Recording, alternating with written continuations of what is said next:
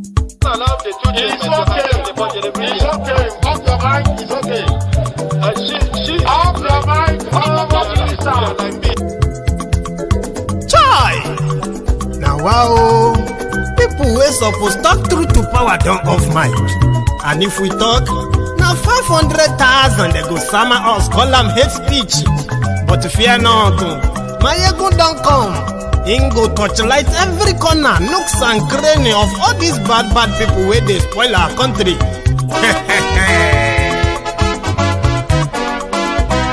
So my people make we laugh, oh, yo. My ego don't come, oh, yo. My people make we shout, oh, yo. My ego don't come, oh, yo. My ego don't come, man of the masses, oh, yo. My ego don't come, oh, yo. My ego diary political, yo. My ego don't come, oh, yo. This one not the off in mind, oh, yo. My ego don't come, oh, yo. And in the touchlight every corner, oh, yo. My ego don't come, oh, yo. Okay, some people be they holla say they want the power. Chai, them be promise us say we go get light and power. Nah. Them hustle sote they can't get the power. But now they know they do anything with the power. Every day, dollar just they get the higher power over naira. See them talk say make we off mind, but thank God say my ego don't come. So my people make you ladder, oh, yo. My ego don't come, oh, yo.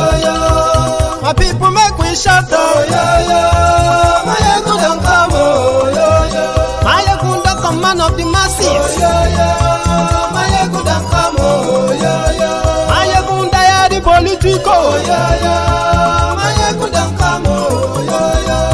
This one not they off in mind, oh, yo. My ego don't come, oh, yo. Person where they do evil, no one make person talk. Them say that my yegun, that man too they talk. He too they talk. Say my yegun diary, he they hot like pepper. But every day then they take money in bulk. Woman picking, they the street they hawk.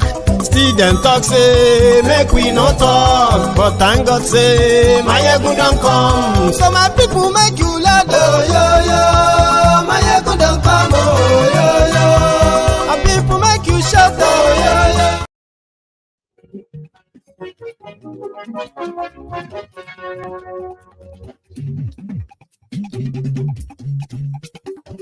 Hello there. Mayegun la wa mo la mo to dodo.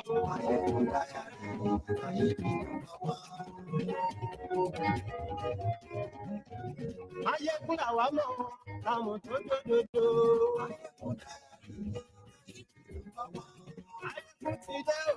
Ọ̀rẹ́ ara lórí Facebook, lórí YouTube.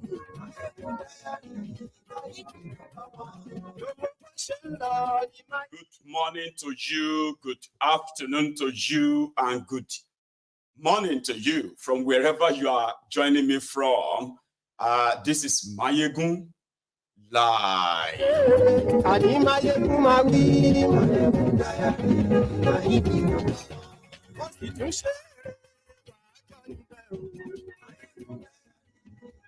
Thank you so much for joining me. Remember, read the caption of the broadcast, the description as well. Share it. Invite your friends and your not so friendly friends. Tell them that Mayegun today. Who is missing? But presently, they are telling the Nigerians that Kolu can rule Nigeria from anywhere. But where is anywhere?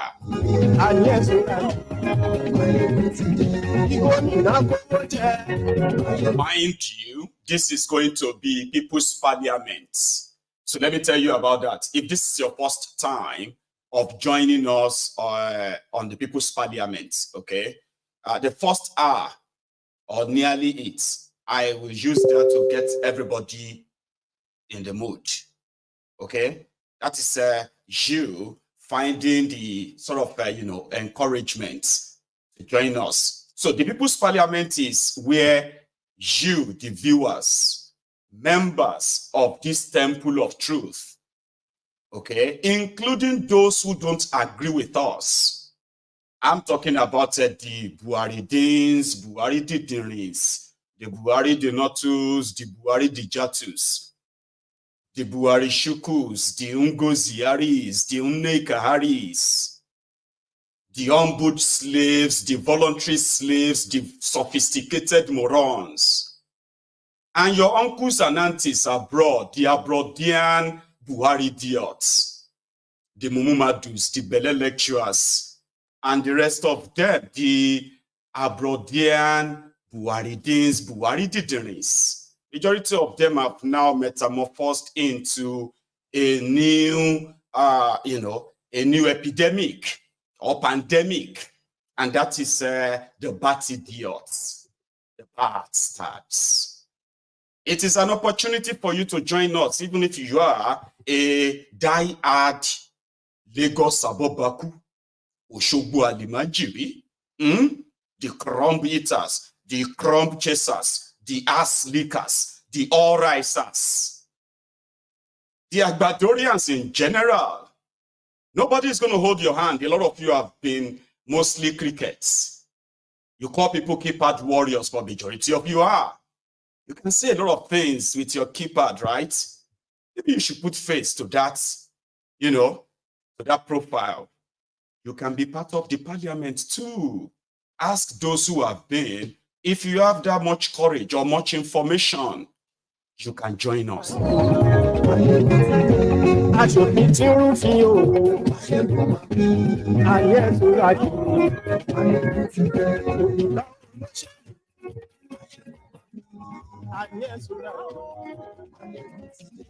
Controversy will never end, and this fraudulent coastal highway is no exception.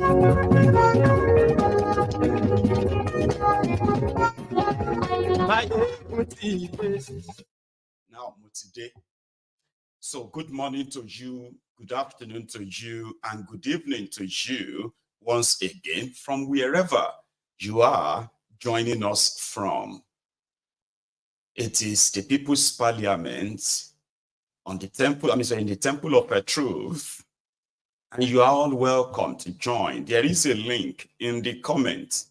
You can use that to join us. So if you want to join us to be part of this tonight, there are a few rules that you should have, you should know.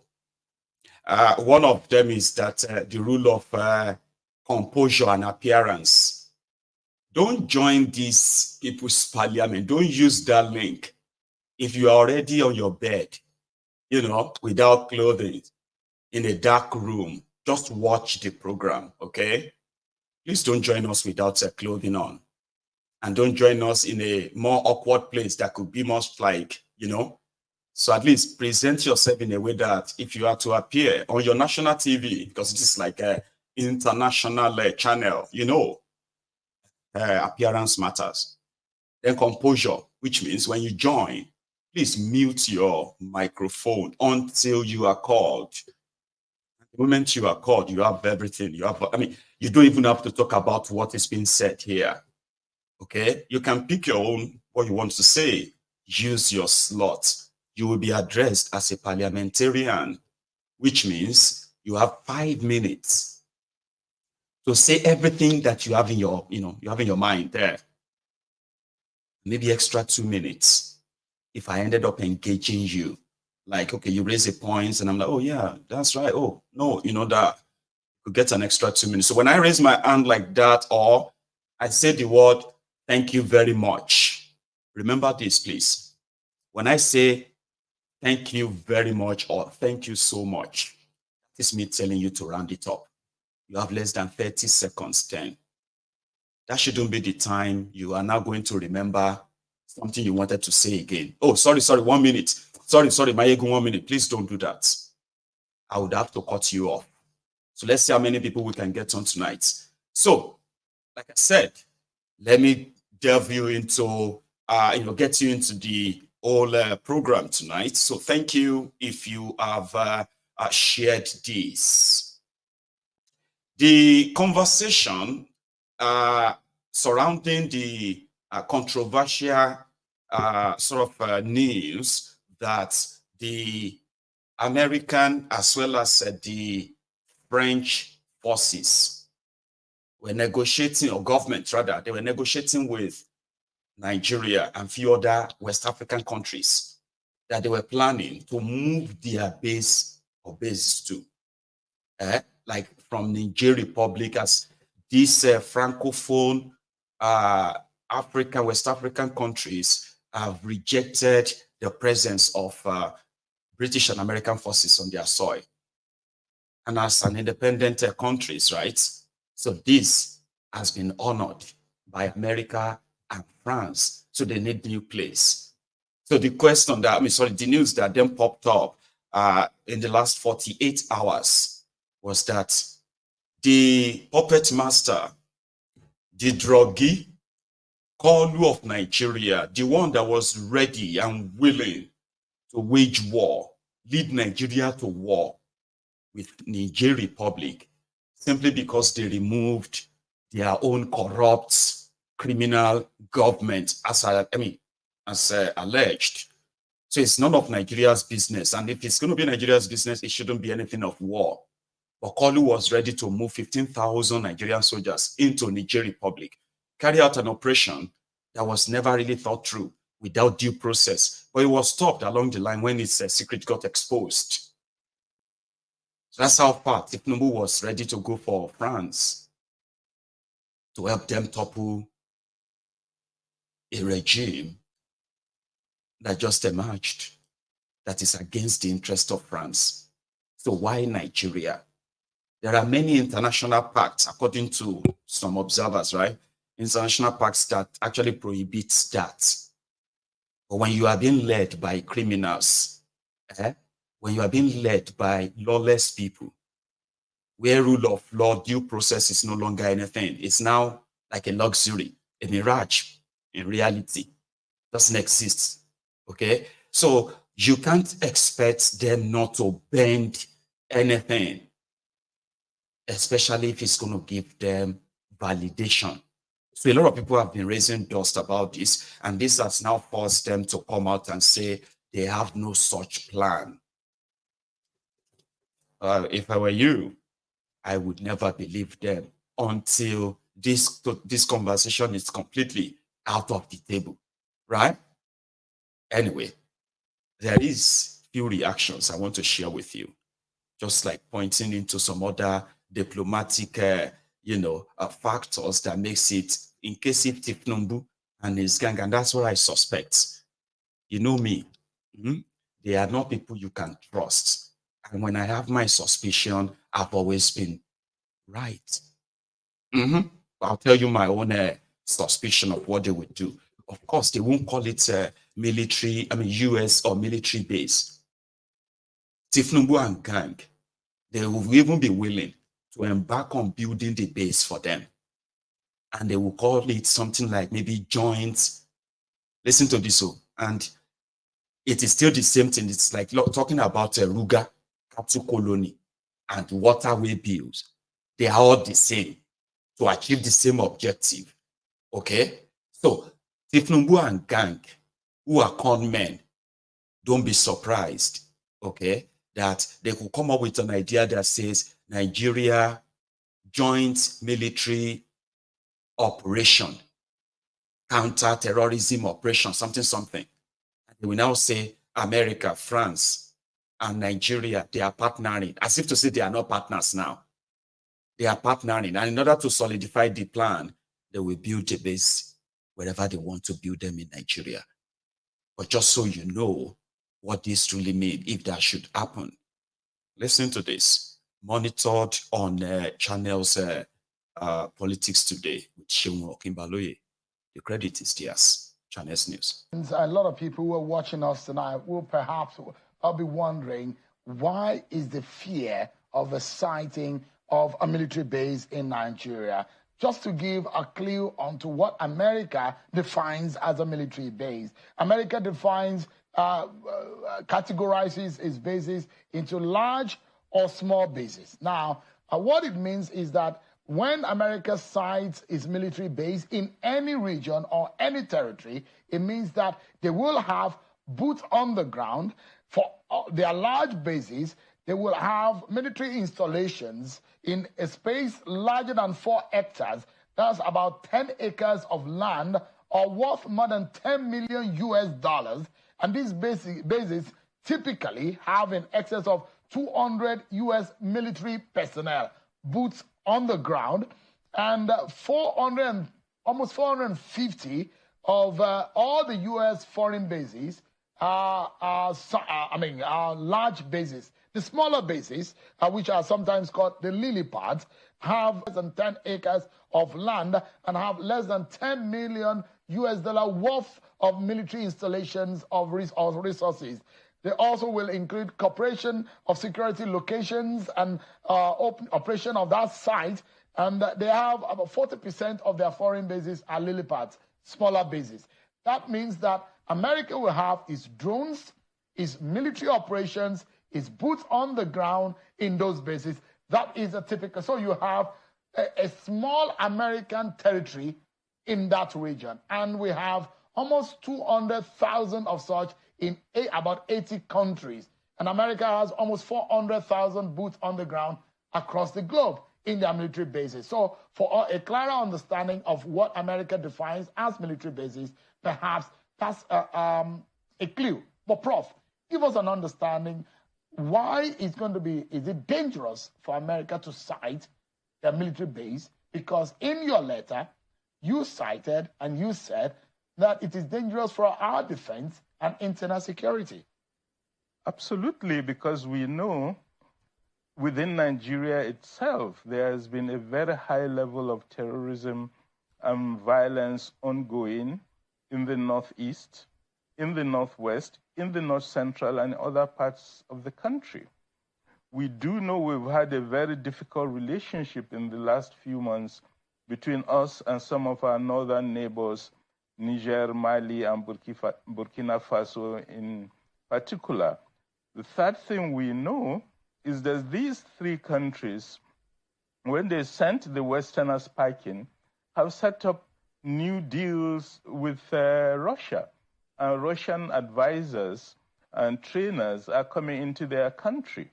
Now, when we leave our traditional foreign policy position, which since 1962 has been non-alignment. Nigeria, since 1962, has always argued we are neither in the West nor in the East. We will pursue our national interest and we will relate. That has been Nigeria's position. But from the moment you accept a foreign military in one camp, so we are setting ourselves up for a battle with 1,600-kilometer border with Niger and Russian soldiers in Niger. Why are we bringing the Americans to fight a war that's not our war, but their own war? But I think there is a much larger issue of concern for some of us, which is that Nigerians are very proud of their sovereignty. We've always looked down at the Francophones, at countries who are controlled by their old colonial masters, and we've been proud of our own history. Well, we never allowed the United Kingdom to do that to us. Is it now, after 60 years of independence, that we'll now lose some of our sovereignty to a foreign power that's bringing nothing in return? Let me emphasize some of the recent knowledge we have acquired over this matter. When Niger asked the Americans to leave, they released the secret agreement between the United States and Niger. And in that agreement, it is stated in black and white, none of the foreign military boots coming to the ground would report to the Nigerian government, will be known to the Nigerian government. They will be taken straight from the airport to the base. All the equipment that are brought in cannot be inspected by the Nigerian government. No Nigerian government or military official is allowed to visit any of these bases to find out what they're doing. Therefore, they are giving these hundreds of soldiers they are bringing in And the base they are carving out, total diplomatic status and protection from our laws. So we've seen in recent times in Japan, it's been an ongoing issue. An American soldier from the base goes out in a town, kills a woman, commits crimes, and the Japanese government has no right to prosecute. It has happened even recently in the United Kingdom when a woman from one of the bases hit and killed a cyclist. The British wanted to take the matter to court. The Americans said, you've signed a deal with us. Your law does not apply to our personnel. We can do whatever we want and get away with it because we have this agreement. That is the type of agreement the United States have signed with all these countries with which where it has military bases. We as Nigerians are simply too proud and too sure of our own dignity. But what about the kind of handshake and the kind of support and help that Nigeria? Baba said Nigerians are very proud of their history. But he's right for all he said. Okay? American military bases all over the world is like America in your country. Your law does not apply to them and everything they do. Your government has no control. The moment they come in, that's it. Until you have disagreement and you have to ask them to leave. Okay? So he's right about that and all that. But like somebody said, talking about a foreign policy, like for real, what is Nigeria's foreign policy? That you can say Nigeria is different from the Francophone countries. So this is part of the Delulu life the majority of Nigerians were raised with. Oh, Nigerians are proud. Nigerians are rich. Oh, Nigerians are loud. And indeed, because they say Nigeria is the giant of Africa. These are just some delulu nonsense that they've put in our head for long. Nigeria is not independent. These guys could do whatever they want. Look at you. Do you know that Nigeria is considered as an Islamic country, as a member of Islamic organization of this world? And Nigerians were not asked if they want to be part of an Islamic organization. Nigerians were not asked. It was just made, and that's it. And there were people that they will kill people if you say they should remove Nigeria from it. But they are the, he said more, and I want you to listen, because this is not just like using every other sentiment and okay, but this is like some good information that you can still hold when you're having an argument or having a conversation around these subjects. It's important. As for Tinubu, I don't think these guys know who they are dealing with yet. You don't know yet, but you will find out. Well, listen. Of the coming together of such eminent Nigerians and scholarly minded people and warning the Nigerian government, you must have seen something. What did you see? First of all, we studied geopolitics, and we've been following closely recent transformations in the world geopolitical order. In particular, the transformations in West Africa with 4 countries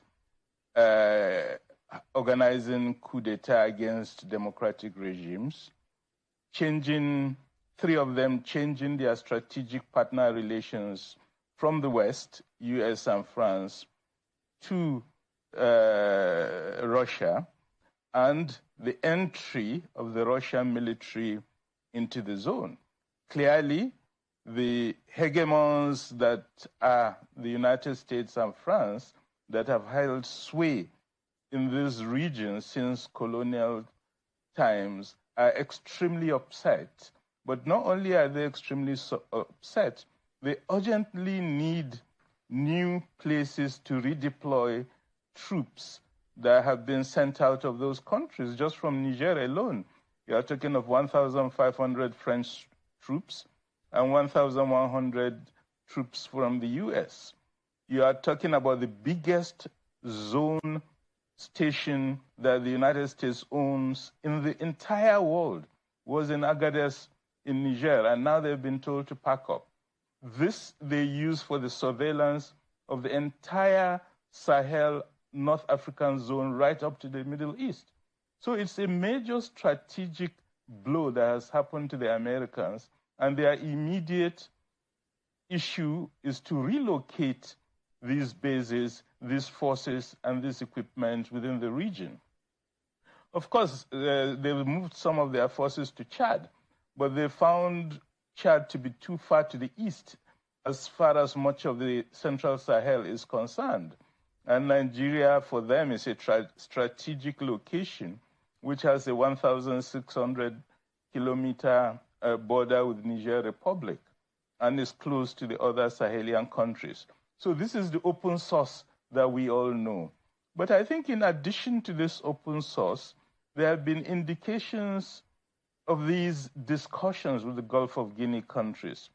The current edition of Jeune Afrique, for example, has a detailed report about the agreements being negotiated between the United States and Côte d'Ivoire. 2 weeks ago, we got the reports from the Ghanaian parliament about the memo sent by the Ghanaian president about a base. And we also know that Nigeria has been approached by both countries on this matter. So there is clear evidence that these are the transformations happening in the world, at the world level, and that there are ongoing discussions, and Nigeria is a key target for them because of its strategic location in the region. For a lot of Now, somebody said, if the Fulani or a northerner is scared of something like this, that means it must be something good.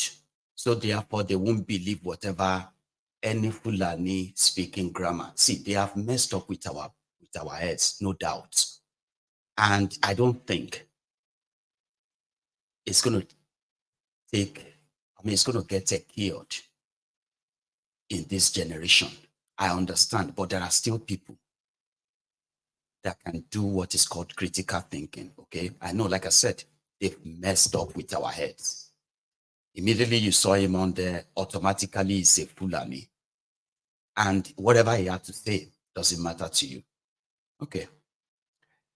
But for those who can still kind of look things critically, I want to speak to you. How many of you have an idea of the current world politics? War here, war there, all of this stuff. And then how many of you probably have an idea that is actually already ongoing, what you can call the Third World War? And the Third World War, for some, is believed to be planned to be fought in Africa. And let me explain that to you. It's going to be war of many wars. Economic and the usual mortal wars. And if you are not paying attention, I hope you should now.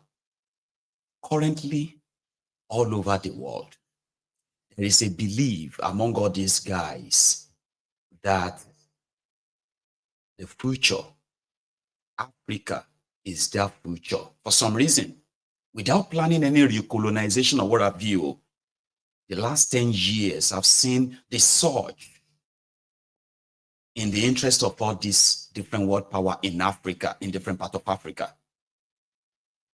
and the increasing rejection of the West, which is a threat, according to them, to their future. How? Before now, America, Europe, and some of their allies, they have used their presence in Africa to increase what you can call their, a bountiful reward from Africa by exploiting their resources and supplying weapons to continue to keep the continent restless. That is that. But China, they found their way too.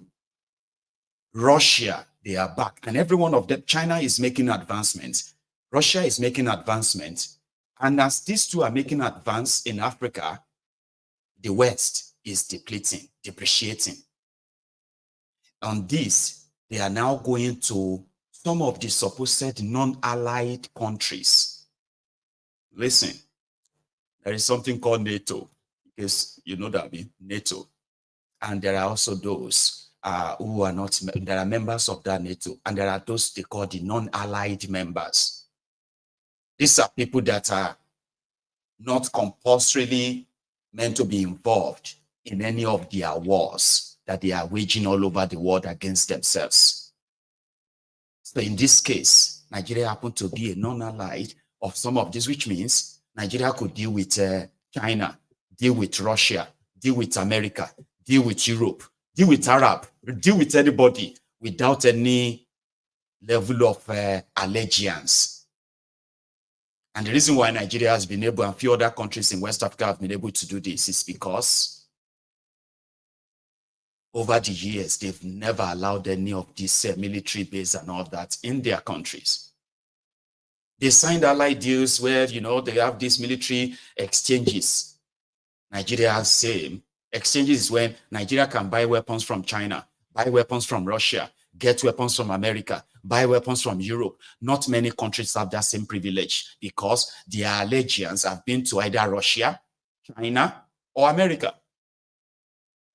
And in most places in Africa, right, none of these, especially the West, one of the things that have made the West, when I say the West, I'm talking about America and Europe. One of the things that have made them lost so much ground in Africa is because they have treated Africa, they've treated African resources as more important than the Africans.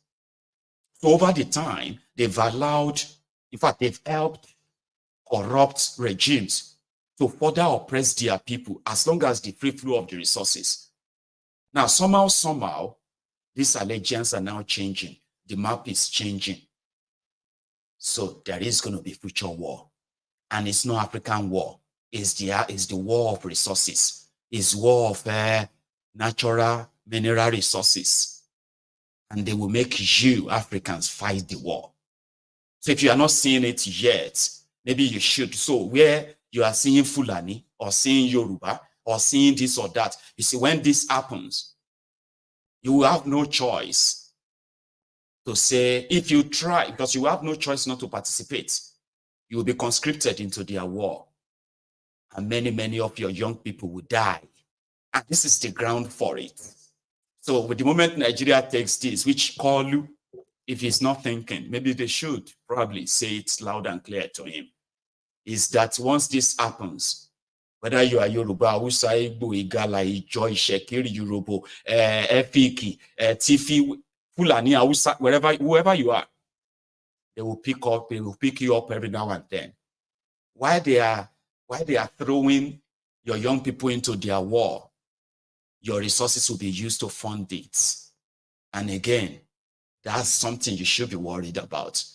So it may sound like Abba because of base. Like I said, I'm talking to people who can think critically. I'm not talking to superstitious people who are living off some of the some of the Lulu delusion of things they've put in your head to make you feel like Nigeria is this or that. But listen to Professor Akinyemi. He is also a foreign affairs. He was a foreign affairs minister in Nigeria. He has this to say. Shocked about this development, and I hope it is not true. We have a long history about attempts at installing a military base in Nigeria. You'll recall, no, you won't recall, you are too young. At the time of our independence, there was this attempt by the British to install a military base in Nigeria.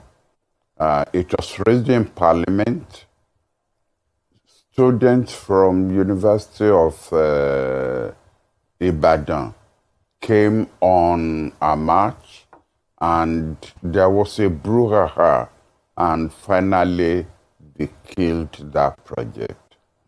Therefore, this will not be the first time that there will be an attempt to have a military base in Nigeria if it is true that there is such an attempt.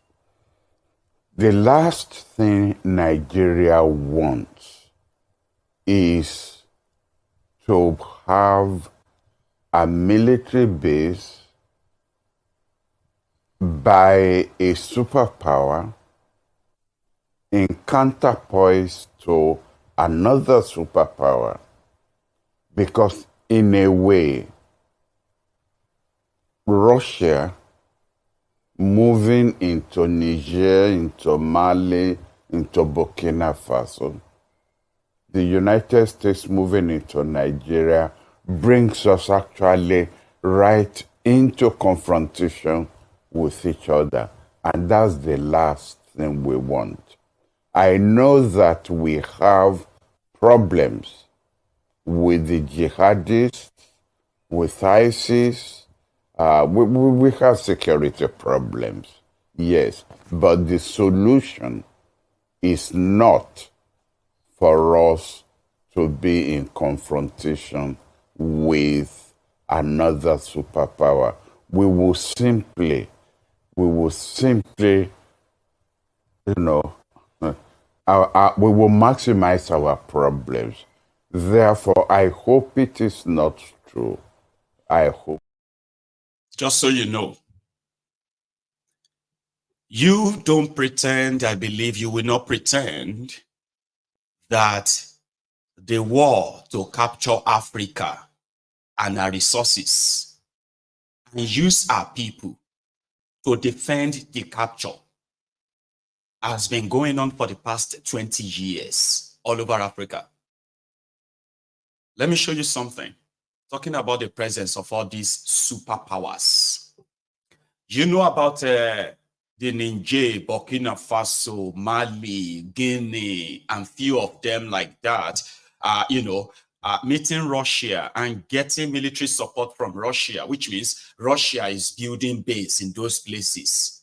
And what Russia is promising them is that they will defend them against any Western power trying to destabilize their countries for their resources, like they are doing in Congo now.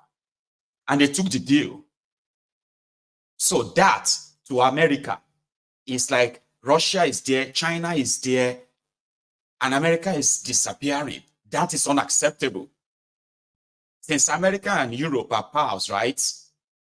Nigeria taking this just simply means you are now American NATO, while the Mali, Mali, Niger, and the rest of them are Russians. Russians. So the moment they want to try anything out, all they have to do is just to shoot themselves, shoot from both sides. Remember, Russia is very far from Africa. Europe and the rest of them, they are not Africa. And all these people is like now bringing their own war right to us. Ask yourself, if this is about protecting Africans, how come they just, their base in Niger Republic, which seems to be the largest or biggest in that axis, it has been there for more than 20 years. How come the terrorists in the Sahel are still existing and growing stronger? French forces have been in the Niger Republic and some of these French-speaking countries, and their bases, so they have been there for more than 50 years. And if you had the colonization period, they have been there for more than 100 years. And instead of the terrorism to die down and the people enjoy their resources, the terrorism continued to grow, escalated. So if anybody tells you that, now take a look at this. So many countries have different forces in Africa and where they are. Now, if you look at this map from your left, you will see Belgium, you will see Britain, you will see France and America, where they are currently stationed their different forces.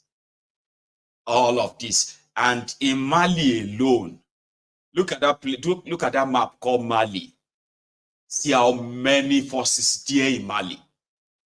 And yet, there's no security in Mali from the terrorists for years. Then if you go to Niger as well, look at all of these forces all over the place. Let me go check. Do we have any of them in Nigeria? Let's see. Ivory Coast, Guinea, and then you go forward and then to Nigeria. So in Nigeria, you have the terrorists. These are the one in black spots. See where they are. Very close to Niger and Chad and the northeast of Nigeria. See that place called ISWAP attacks, that dark spots. But look at all these forces all over this place. Because they are not there to protect Africans. They are there to protect what they are taking from Africa. You get that now? So this is America. United States military bases all over Africa and where they are. See, as at 20, and how much they have actually spent in those places too for that period. So the bottom line is that it is not that there are no presence of America in Africa enough. It is just that their priority has never been about Africans, even if they say that all the time. So the depreciating presence of, the West in Africa is due to their help in sustaining poor leadership, draconic and dictators that have only made Africans poorer. And now that Russia, China have been dangling the carrots, building roads, training their military, supplying them weapons, building infrastructures across all these countries. So a lot of them are now shifting back. So if they're going to fight war in Africa, all they have is just to see if they can get the giant of Africa on board. And this is the man in charge of the place. He is a man who is ready to jump. Ask him to jump, he will jump as high as you might, as high. He will only ask you, like, how high? But he is currently missing. Where is Seyi Tinubu? It's not as if, like, if you see him, he's probably going to, bring any light into the room than darkness. But where is he? They said he can rule from anywhere. Okay, great. But where is anywhere? Do you know where is anywhere? We could have tracked him, all right, if the presidential jets, their presidential jets are working. So you know what happened to their presidential jets? So Tinubu went to Netherlands. And as they were planning to go to Saudi Arabia, the aircraft, according to them, were packed up. It won't work. So they decided to go and bring the one for Shitty Man from Nigeria. So when they brought that one over, the moment that one touched down in Netherlands as well, it won't work. Abba. So they now said, okay, they should just send all of them for repair. And Kolu still had to proceed to Saudi Arabia on a chartered private jet.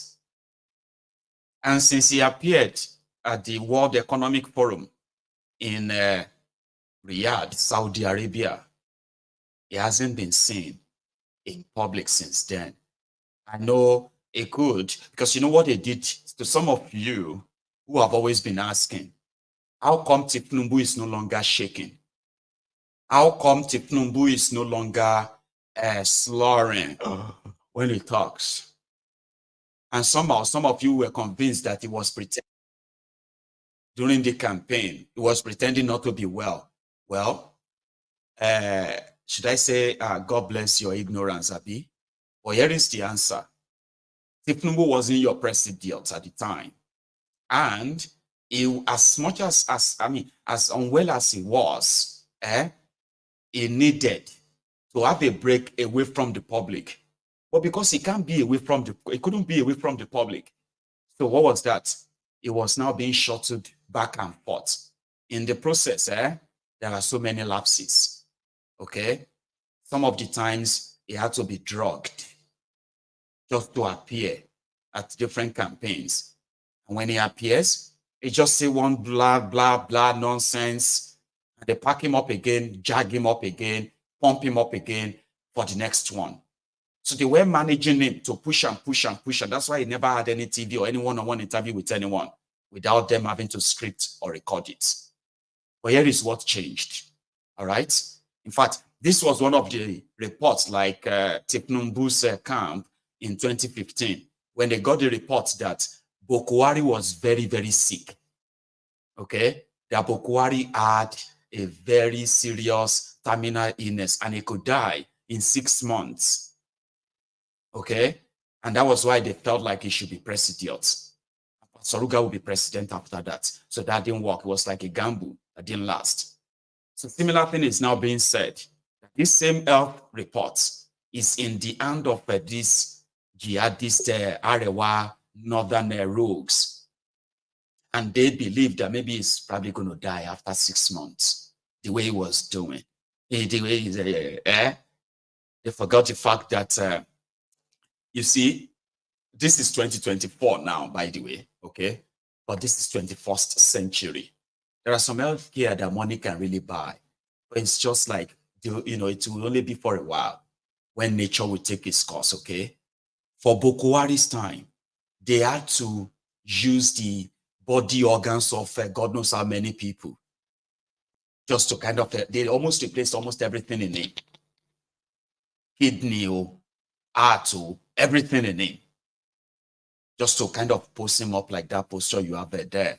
As for Tinubu, his own problem is drug-related, dementia. You understand that now?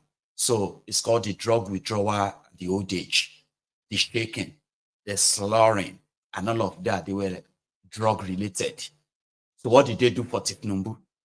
Instead of taking him to France every now and then, why not bring France to, instead of taking him to the American hospital in France, why not bring them to Abuja inside the Aso Rock?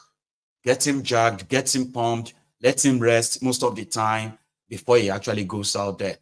It still doesn't make any sense than dropping big words that don't make any meaning. But a lot of you are so like, he's talking now when he's actually not making any sense, right? However, that is like managing the problem. So you could still tell where he was.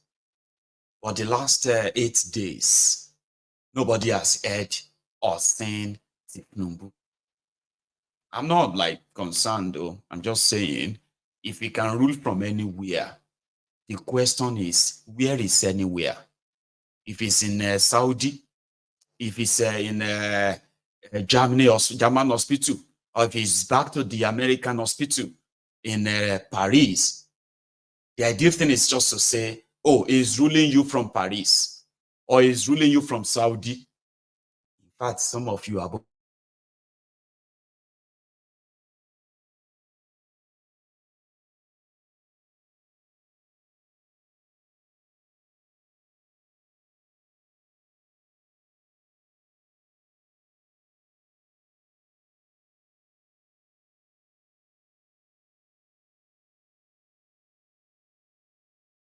I think I'm the audio issue. Can you still hear me? Sorry about that. There is a connection problem, right? And I think it affected the audio. I hope the audio is back now. It should be back. Thank you. I think it's the network. It's sort of lag a bit there, and broke the connections network rather. So I'm sorry about that.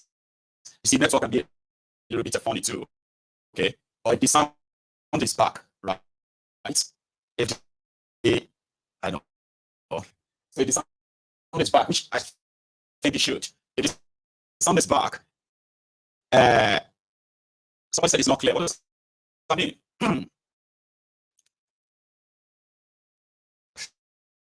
Okay, I will be back in a second, okay? But before then, right, I want you to kind of listen to this. People, those group of men who claim that are assembly members are not assembly members. They are not existing. I want you to be on record. I accepted that peace accord. I accepted that peace accord to give them a floating. That's the truth. There was nothing in that peace accord that's a constitutional issue. It's a political solution to a problem. And I accepted it because these were people that were eating in my house. These were people that have helped pay their children's school fees when I wasn't even a governor. So what is the thing there? Yeah, we might have a division, but I believe that one day we could also come together. And that was the reason I did it. But I think it's according to a time when I need to make a statement on this thing, so that they understand that they're not existing. Their existence is me allowing them to exist. If I did recognize them, they are nowhere. That's the truth. So, I want you to see the sacrifice I've made in the cause of allowing peace to be in our state. I can say here, with all amount of boldness, I've never called any policeman anywhere to go and harass anybody. I've never gone anywhere to do anything against anybody. But what happens to people that are supporting me? They are being harassed. They are being detained. There is no week that somebody doesn't come here with one letter of invitation for trump-up charges and all those things. And in the face of this, you use the word. And why I'm saying this is because of what my senior said here, restraint. I don't think the other party has shown any restraint. I am the one that have shown restraint in the face of this thing. I'm the one that is badly heated, even when I have. Apologies to everyone once again. For some reason, I don't know why the audio is still kind of acting up. I'm going to need your help because we are about to open there. Give me a sec.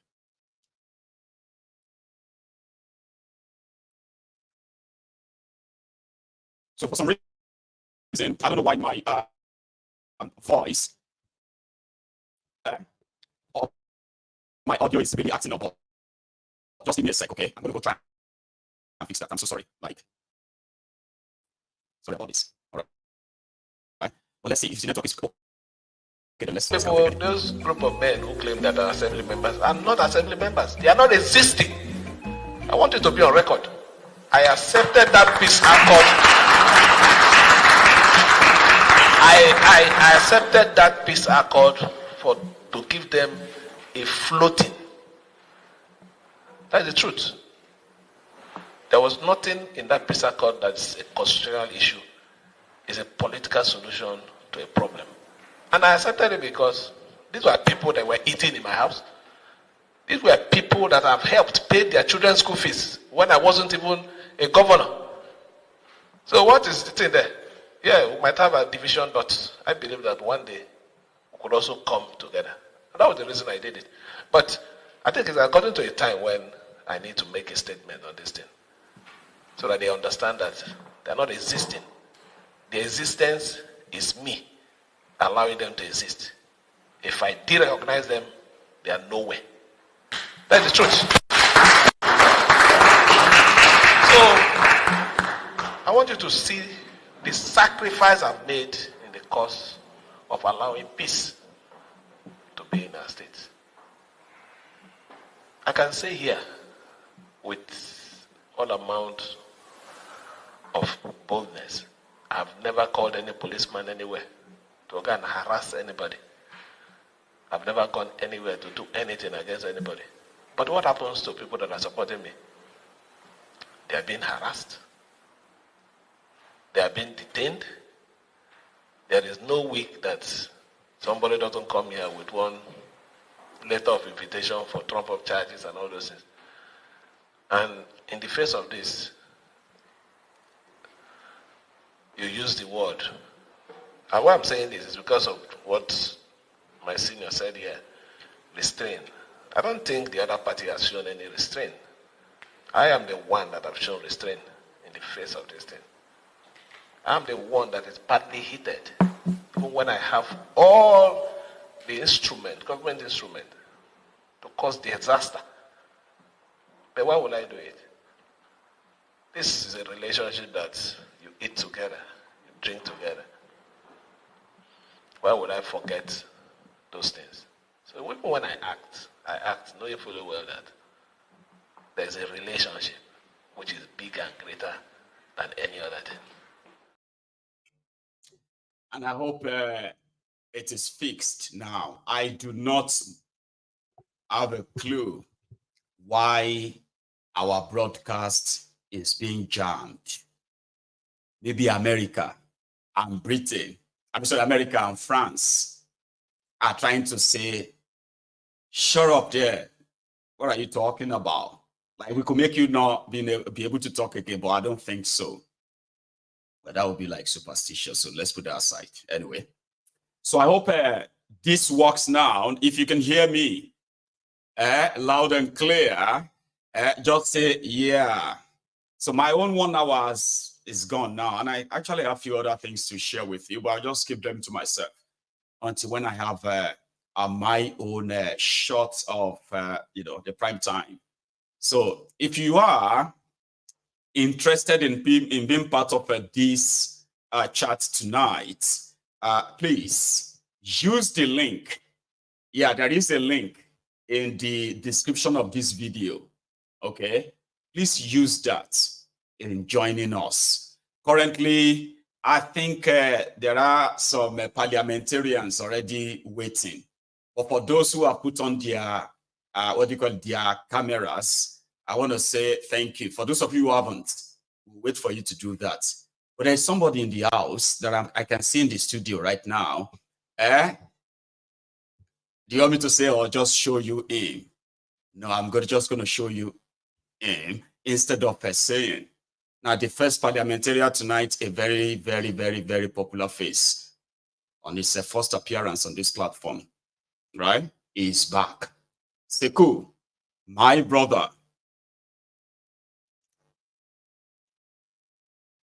You can unmute, by the way. Mm-hmm. Yes, peace and blessing, my brother. How are you? Very well. Should I say Happy New Year to you? We've not had you since the last time, the first and the last time we had you on air. And then it's really good to see you back in the studio, by the way. So, how are you? Yes, I'm very happy to be back. I'm always following, even if I don't come to the parliament, I always follow all the podcasts. Yes. Fantastic. Yes. So thank you so much. So and thank you others, for like I having said, me back. I'm happy to be in the house. Thank you. Others who are still there in the studio who are yet to put on their own cameras, right? We'll wait for you. I think I have the first, worthy parliamentarian here that we can indeed rub minds together before the rest of you are ready. Please put on the camera, mute your microphone, and we can declare now the parliament open. Seku, thank you so much once again for joining us, okay? And as we do here, what you want to talk about, and then you can delve into them as much as you want. And intermittently, I might kind of try to engage, make it more interesting. So if you are okay with that. So yeah, the parliament is hereby declared open. I will share the link to those of you who don't have it yet, okay? Oseku, thank you, please. All right. Yes, so once again, thank you for members of this parliament of truth and revolution, the parliament of justice, and creating awareness for our people. So I'm very happy to be back. I was here a couple of months back and it was very good. We had good conversation. Today, there's a lot has happened between the time I was here until today. A lot has gone on. So there's a lot we are unpacking here tonight. There's the geopolitical aspect to discuss in terms of the military base in West Africa, the Sahel country. That's a geopolitical discussion. Then there is the eternal issue in Nigeria about the president missing, about the Wike and Fobara and other things you show. So I would like to start with the geopolitics. With that, I'd like to show this book to a member of the parliament. If it is, I don't know if it's clear enough. If it's not, then I will come back and show it. Yeah, if you move it closer to your chest, yeah, it is clear.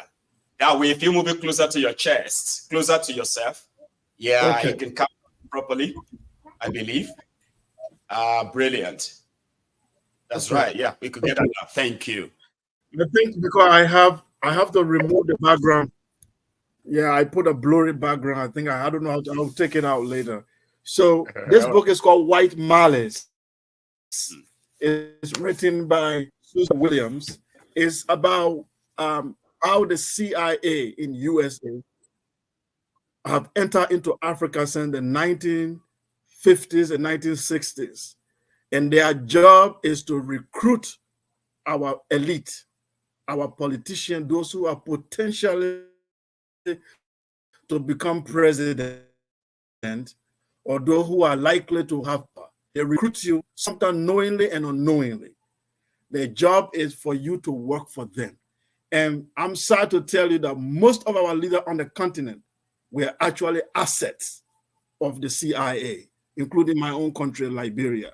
Even Charles Taylor that came to Nigeria at that time, when you guys remember when Jaga Jaga, the song Nigeria Jaga Jaga, where they talk about Charles Taylor in Calabar. Charles Taylor worked for the CIA in Liberia. When he had done his job, they got rid of him. So what I'm trying to tell you here, your president, if you remember, during his case with Atiku, the FBI said they were going to send out some documents about him. Then the letter didn't do it. They were trying to recruit him. They were trying to persuade him in the corner and say, look, if you don't do our job, you see what we got on you. And that's the truth I'm telling you. Where your president is right now, if they ask him to jump, he's going to say, how high can I jump?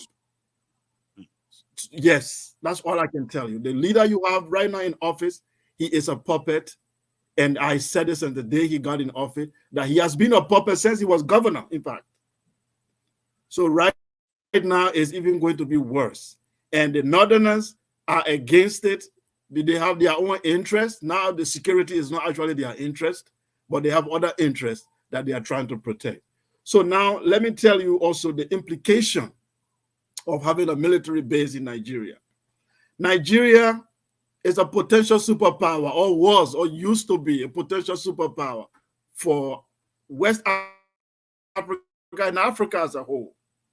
That country has a lot. Even when the Britain, in the next 30, 40 years, this country might rival us. They had that fear. But it appears that Nigeria has lost this dream to become an African superpower. It appears that Nigeria has lost that dream since Buhari took power. To have a foreign military base in Africa is a country that is potentially to become a superpower in Africa, is to show that Nigeria has resigned, has given up its position to be a potential superpower. Because where we are right now in terms of geopolitics, World War III is being prepared. Since Putin attacked this country, Ukraine, there has been planned. All countries in the West are preparing for World War III. And World War III is going to be a nuclear war. And guess where World War III starts? It doesn't start in Europe. It doesn't start in America. It starts in third world countries where they have their bases. It starts as a Cold War where they attack each other's assets and bases before the world get to their ground. They are trying to make Africa the starting ground of World War III. So, for Nigeria, we're supposed to be a protector of West Africa, the mouthpiece of West Africa and Africa as a whole, giving itself up. I'm telling you, the black race has gone back 100 years backward. In 2024, I can tell you that the black race has gone back at least 100 years backward with all this elite that we have right now. We are not even part of the discussion of the 21st century. We pretend that we are in 21st century, but we are not part of it. We are not part of it. Nigeria had a dream of nuclear weapons since independence. They have not done nothing about it. Now the US wants to open a base. When Russia will have a base right there in Niger, the World War III will begin on the continent before it actually materializes in Europe. I want to stop there first on the geopolitics.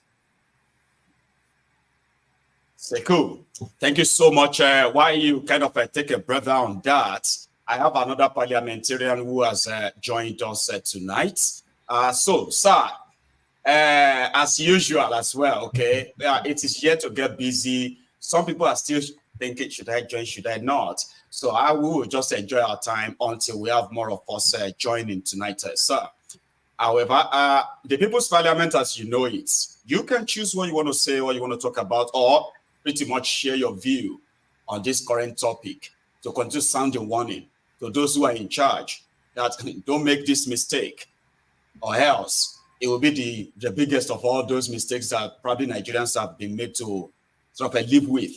Because talking about mistakes or wrong decisions of those in charge, we have become so accustomed to this, right? But there is a particular one you will make. I mean, everybody has to say, no, this one, don't try it. What do you think, sir? Please. Yeah, hi, Maegu. Yes, sir. So nice to be here again with you. I think you said your last statement, we shouldn't try and make this kind of mistake. Omo, you should know that there's nothing like mistake in Nigeria. Everything has a purpose, a definite purpose. People plan, people take actions, and people don't care. Omo, if somebody wants to put that base in Nigeria today, that base will be there and nothing will happen. Trust me. But it's so ironic that, in those days in the university, when we were in university in those days, more than 25 years ago, if you stay off campus, okay, and you have one of the court guy who is a leader of a team, one of the court guys like the Don, is your neighbor, you dare not say you are going to be in another court. You are very close. Maybe that guy is is a Don. That is where most activity happen. Maybe you're in the same compound. And they say, that man that is the Don of Aye. Then you, Bukania, will not go and be in that compound. It's not possible. That was the foolishness of Ukraine trying to do with Russia. You don't go and fraternize with your neighbor's enemy. Now,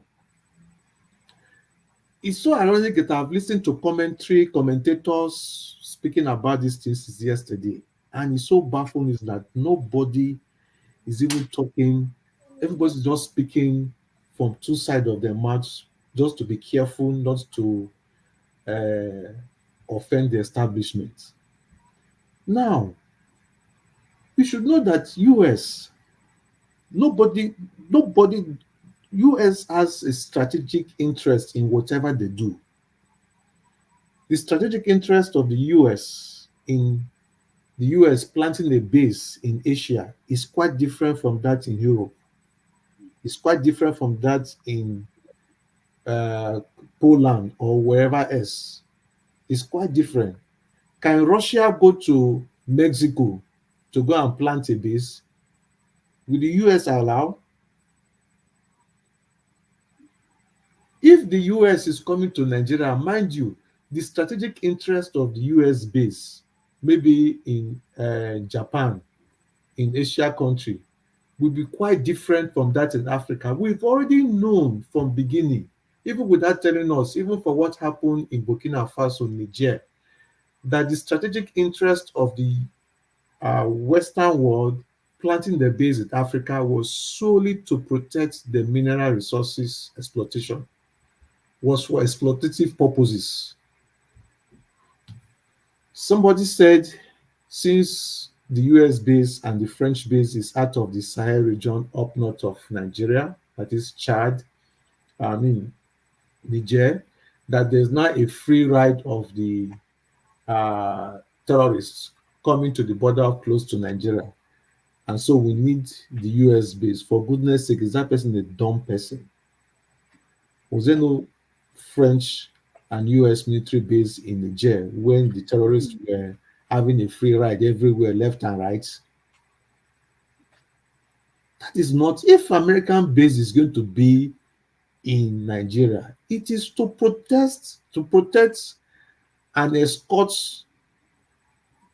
mineral resources, protect and exploit. Who cares about if you are going to die or Boko Haram is going to? You will even see it multiplying the more. For security purpose, it doesn't serve us any good at all. And again, there are clauses. Do you know the alliance that the Niger Republic had after that coup? Everything came out. And do you know that if you have a base there, you do not have, it's like subsidy, is like giving out of your sovereignty to them and say, okay, this particular area, whatever happened, even when they ran into those bases, you can't hold them. From the airport, immediately they land from the airport to their base, you have no authority to check them, the equipment they bring in, what goes in there. You can't even enter there. Ever. Sadari.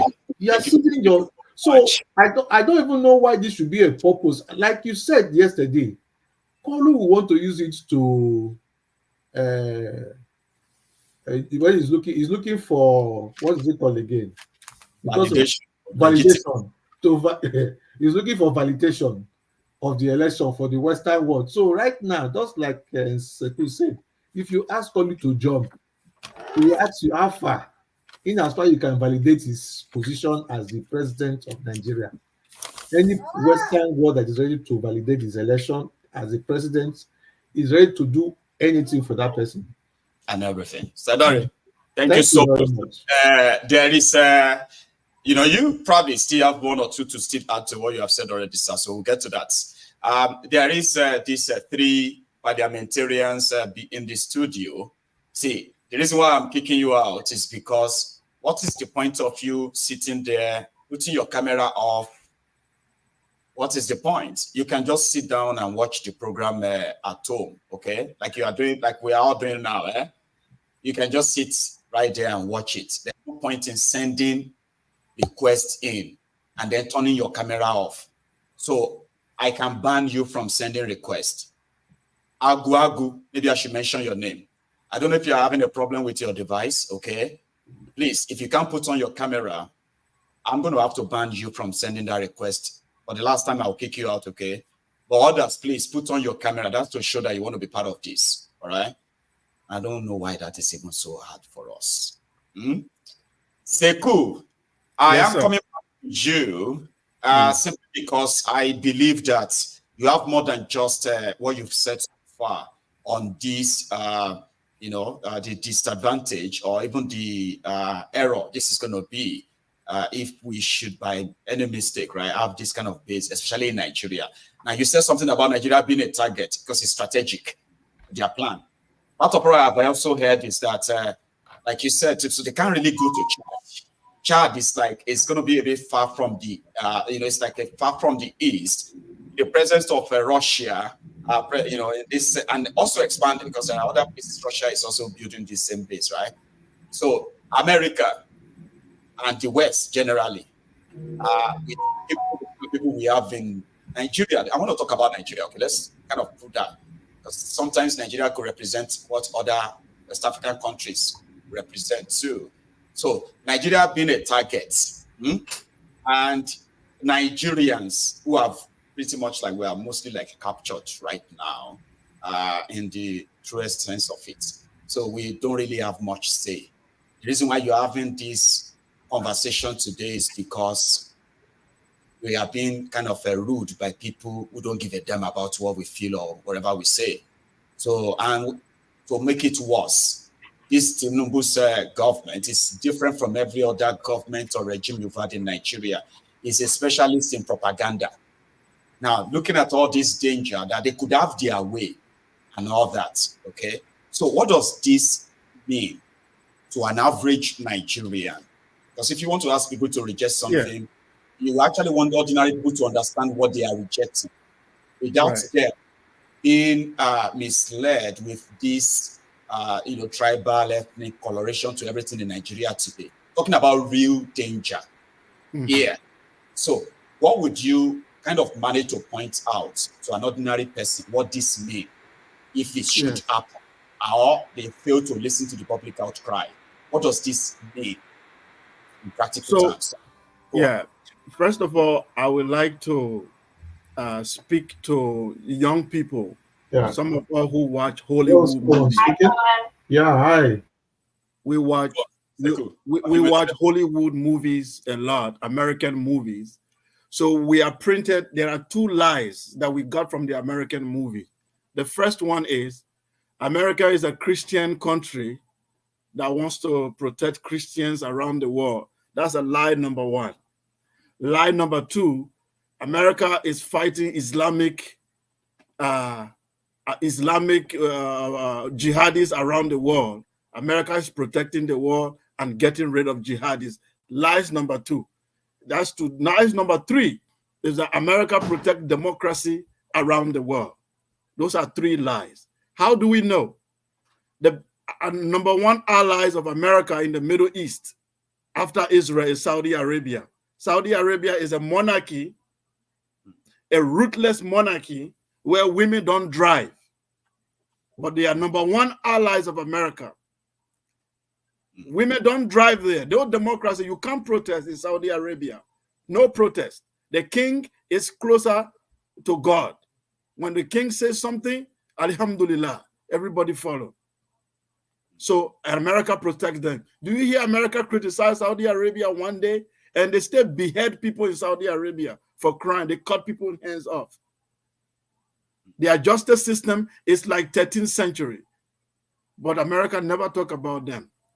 Two, when they said America fight against Islamic jihadists, America is the one that created Al-Qaeda it's not a myth, it's true. America created Al-Qaeda in Afghanistan, created the Islamic movement in Afghanistan to fight the Soviet Union. Some of you who know history, it is America that paid jihadists to start jihad movement in the Middle East to remove Russia. And Russia then was called Soviet Union. It was those jihadists that turned against America. So the jihadists you are hearing around the world, they are American children. America produced them. Some of you who have heard Osama was trained by America, you think it's a lie. No, go and check properly. Most of the jihadi you know, they were American children. Now, let me tell you what happened in Mali that led to Mali coup d'etat. The Malian called the French to come and help them because those guys were almost taking over the country. The Azawad, the jihadis that came out of Libya. When the French came in, they stopped the rebel, but by the time they got to the last town, like Gao, they told the rebel, they had a deal with the rebel that, look, we'll create a buffer zone between you and Mali. On one hand, we'll tell them we are fighting you, but we are not really fighting you. And on one hand, Mali will be on the other side. We'll tell them not to get to this area of their own country. We'll be controlling. So they will be in between. It's called divide and rule. Then they will be controlling the mineral resources of the country. there will not be peace forever, and you will always need them for you to get peace. Malian discovered that through leaked documents by Russian spies and show it to them that these people you say they are protecting you, they are actually having dinner, and they have breakfast with you in the morning, in the evening they have dinner with the jihadists. They were using you guys. That's how the Malian soldiers decided to take over their country. And I speak to you, Malians were able to kick out all the rebels from the territory after the French left. So what you are seeing, the day you put a military base in Nigeria, that's the end of Nigerian sovereignty. You are no longer free. You are back again from square one. All the fight of Azikwe, all the fighting of Awolowo, all the fight of Namdia is zero. You've come back to base one. It's like, I always use this illustration. It's like a slave who was free midnight, and the master told him, you are free to go. Then that slave get out. Then he saw snow and rain and dog barking. He go back to the master and knock the door and say, Oga, I can't go tonight. You gave me freedom, but I can't go tonight because there are dogs, there are the snows and rain are falling out there. I can't go. And the master tell you, okay, go to the basement and stay in the basement until tomorrow morning. Then when everything is clear, I will tell you to go. And as that slave go back to the basement, the morning never came. He remained in the basement forever. That's just an analogy of what is about to happen to African people. It's like we got independent and we don't know what to do with it. And we say we are facing challenges, then we go back to the man who colonized us yesterday and tell him, we cannot do it, Oga. We can't do this. It's very hard. We can't protect ourselves. You know, we will be so grateful if you can come and protect us. Like, come and protect us from our own brothers. We cannot understand them. So please, so they will say, okay, no problem. So when they get there, guess what they will do? They will make a deal with those your brothers. Now they will be in between. They will become gods. Now you will need them to talk to those your brother you used to talk to directly. It's either you get freedom or you don't have freedom. So what I'm going to tell you, if the military base is established, what's going to happen to the ordinary man? You've lost your sovereignty. Now, if they want to do coup d'etat in Nigeria, it's very easy to plant in anybody they want to plant. Any revolution you want to do, they can be able to undermine that revolution. Even you, the ordinary people that is fighting against the system now, it will become much tougher because it's difficult when someone is meddling in your affair than you facing the oppressor directly. So we should never allow this. Sovereignty is the number one thing that any people need in their lives for you to talk about development. You need sovereignty. Thank you. Sekou, don't go yet, please. If I can still borrow much of the time, I would love it, okay?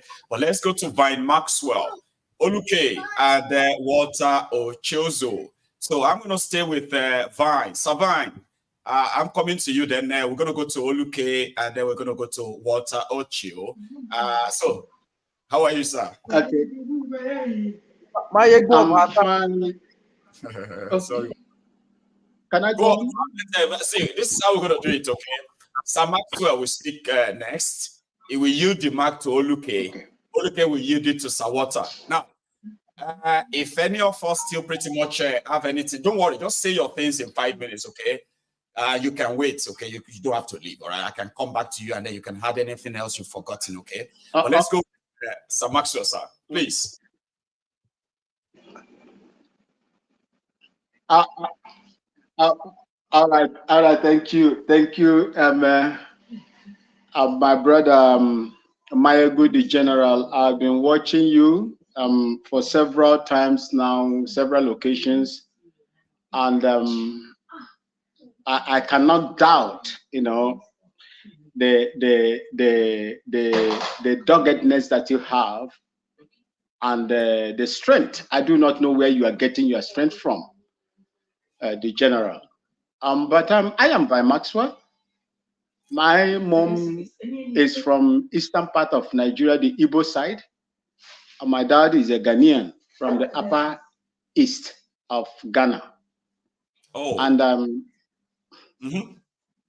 yeah, I happened to serve in the Nigerian army for over 18, 19 years. So most of this things that is happening in Nigeria today is not new. if you look at Nigeria, when General... Sir Maxwell, sir, right? Because I do say that to everyone when I speak to uniformed men, okay? Because we know it never used to be this worse. And I always say thank you. Because there are those who chooses to actually be military, servicemen, uniformed men, out of passion. A lot of that is missing today. To somebody like yourself, right? Thank you for your service. But please, continue. I'm interested. God bless you, sir. There is nothing the United States is going to offer to Nigeria. But if you ask me, the General Mayogu, I would say that it is going to be a catalyst for the destruction of Nigeria. Because Nigeria, as we speak now, is it a country? Brother Mayogu, is Nigeria a country? A country, you have a country, let me say, a constituted authority that allows people. Why did I fight in Liberia? Why did I fight in Somalia? Why did I fight in Sierra Leone? And finally, Bakassi Peninsula protecting Nigeria. Why did I do that? Because I was protecting the integrity of the Nigerian state. How come today then that same Nigerian state cannot protect the individuals, ordinary individuals, General Mayogu, that has no assault weapons to protect themselves, when every authority and weaponry is seated in the hands of the federal government? A big one. We had it that the past ex-governor of Kaduna State told Nigerians and the world that they knew where the armed herdsmen were coming from, that they have sorted them out, paid them, that they will no longer come into Nigeria to kill. What kind of country do you have, Dr. My brother Mayogu, and any other person that is listening to us here today? Is that a country? A country that have a, let me say, why are they?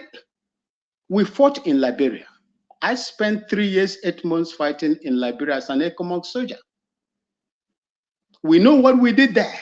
The peace the Liberian people are enjoying today is as a result of the Nigerian army, backed up by the the Ghanaian people, because we had the highest number of soldiers. If they go back and tell you the number of soldiers we lost, go to Yaba Military Hospital, you will see the casualties. That these are wounded in the war front. These are not KIAs, kill in action, not MIAs, missing in action. These are casualties that you saw in 37 military hospital. Go and see how they are treated. That same temerity, that same audacity we had to fight in a foreign land.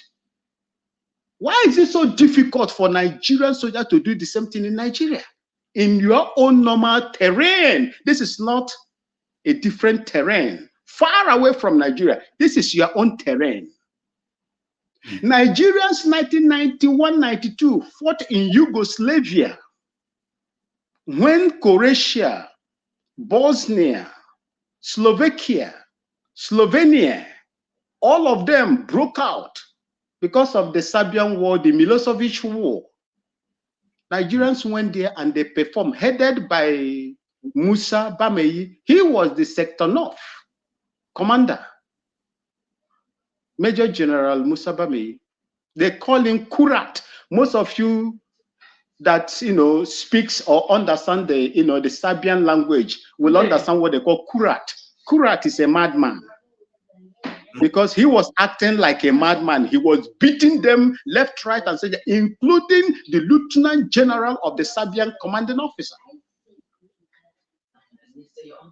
Why is it that a ragtag? Why is it that a ragtag group of people will come into Nigeria and begin to rain riots on Nigerian people and cause them cause them into internal displacement. Why would we do that? Why would the Nigerian army? That is the reason why Abacha said, if you see any insurrection in a country that lasted for more than 1 week, the constituted authority is responsible for it. And that is why I am here to tell you, my brother, what is going on in Nigeria is a calculated attempt in order to deal with you people, deal with the Nigerian people, and they look at the potentials that you have. Once Nigeria is captured today, I'm telling you, believe in me, the rest of the African countries will be a walk in the park, including my own country, Ghana. Sir Maxwell, you have enough resources that can serve. Yes, sir. Yeah, you have spoken so well, and I know you have a lot to still say. Okay, just kind of catch a breath or a breather there, right? I am coming back to you, sir. Let me quickly go to Oluke. Baba, the usual thing is very same. Okay, you can choose what you want to talk about. For now, it seems everybody is pretty much saying, yeah, I mean, showing their own personal reaction and opposition. This attempted invasion of supposed Nigeria sovereignty. You can choose what you want to say. Okay. Yeah, can you hear me all right, sir? Loud and clear, Baba. Our family, sir. Thank you for your job. Thank you for what you are doing for every one of us. I have spoken on your platform before, and I always watch you anyway. Thank you very much for what you're doing for us. Now, I have a different angle about what people have been saying. I believe that what they were saying is, I live in the West like yourself. You live in Scotland. I live in Stoke-on-Trent. Now, there's no country that can exist on their own. No. If you look at what is happening in Israel, the way, these Western powers are supporting them, we also need that. Somebody mentioned Saudi Arabia just now. Saudi is fighting in Yemen as we speak, using a lot of supplies. They are using their petrol to get a lot of supply from the West. UK, France gave UK a lot of a contract to produce weapons. We need to make money one way or the other, guys. We cannot live on our own, especially when we have a lot of security challenges. I've seen when Russia went to Ukraine. I've been to Ukraine myself. I don't know if you've been there before. No. Yeah. So I traveled from Poland to Ukraine. Very, very good journey I made that day. A lot of our African and my friends are supporting Russia for going to Ukraine. And I said, come on, guys. What we enjoy in the UK, my mates living in Russia, they don't. They get beaten up every time. These are, if you say the West is about to get you, trust me, China, we all see what people what they were doing to us during COVID, black people in China. Go to Russia, see how they are treating us. I'm not saying we should give up our sovereignty, no. But there's a way we can use what we have to get what we don't have. And we need to be very smart about it. And that's my point. And I like your platform. You can hear your opinion anytime. Absolutely. Saudi is using a lot of oil to get what they want. Let anybody attack Saudi today, you will see America there straight away. And that's what you see in Israel. But our people, especially Africans living in Russia, go and ask them. They don't have it like we have it in UK. They don't. Go to China. Not all we were being treated like anything they want to treat us. But in the West, we still have it better. I'm not saying it's the best. I don't know what I'm doing in UK though, because I can do more for Ekiti people. But don't get me wrong. I was pushed out like the way you were pushed out. They looked after me more than Nigeria, to be honest to you. But my own thing is, why I don't preach for us to leave our sovereignty.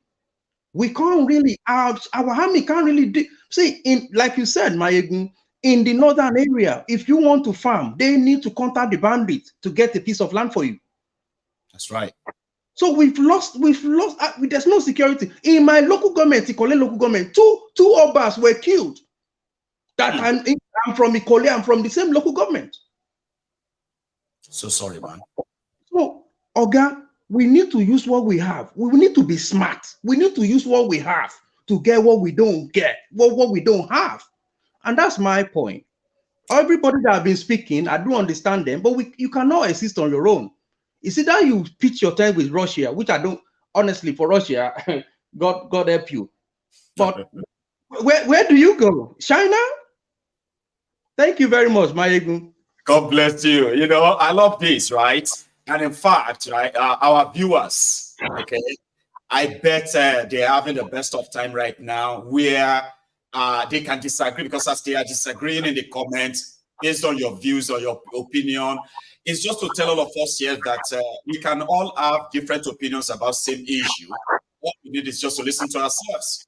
And at the end of the day, you may end up convincing a lot of people tonight to see it along your line, along your path, without having to submit the entire sovereignty. Even though they are not even pretending to ask for the sovereignty anyway. It's just like a shame of it, kind of. But I'll listen to others. I hope you still want to be with us. Listen, if you still have anything you want to add as well, right, you can still stay with us. Or but I'll let you stay, okay? Now, let me go to, sorry, Sir Maxwell. I'm coming to you. I'm coming back to you. But do you have any question for me? On mute, please. No, I don't have no question because I didn't touch on this American sending, asking Nigeria to open up their space for military, establishment. Look, my brother, do you know? Sir, I'll come back to you. Let Major General Victor Malu. Can you hear me?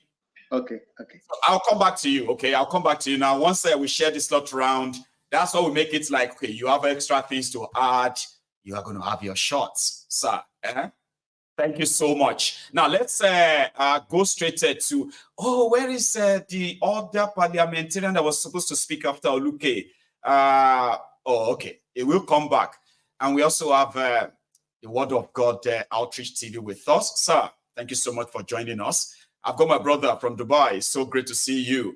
Pulapenga, bless you. So Walter Ochio was supposed to be the one to go after Oluke, but we have a rule, guys. And the rule is that at the moment we have a lady among us, we kind of give them the courtesy, okay, to have a shot. So Walter was a bit away, but I'm bringing him back now. But Walter, as a gentleman, sorry, one sec. As a gentleman, right, I am sort of yielding your shot to a lady, and that's Celia, the Garba Live. Celia, please. And it's the same rule, remember? You've got 5 minutes to take a shot at this, okay? And you are free to speak on any topic of your choosing. Celia, please.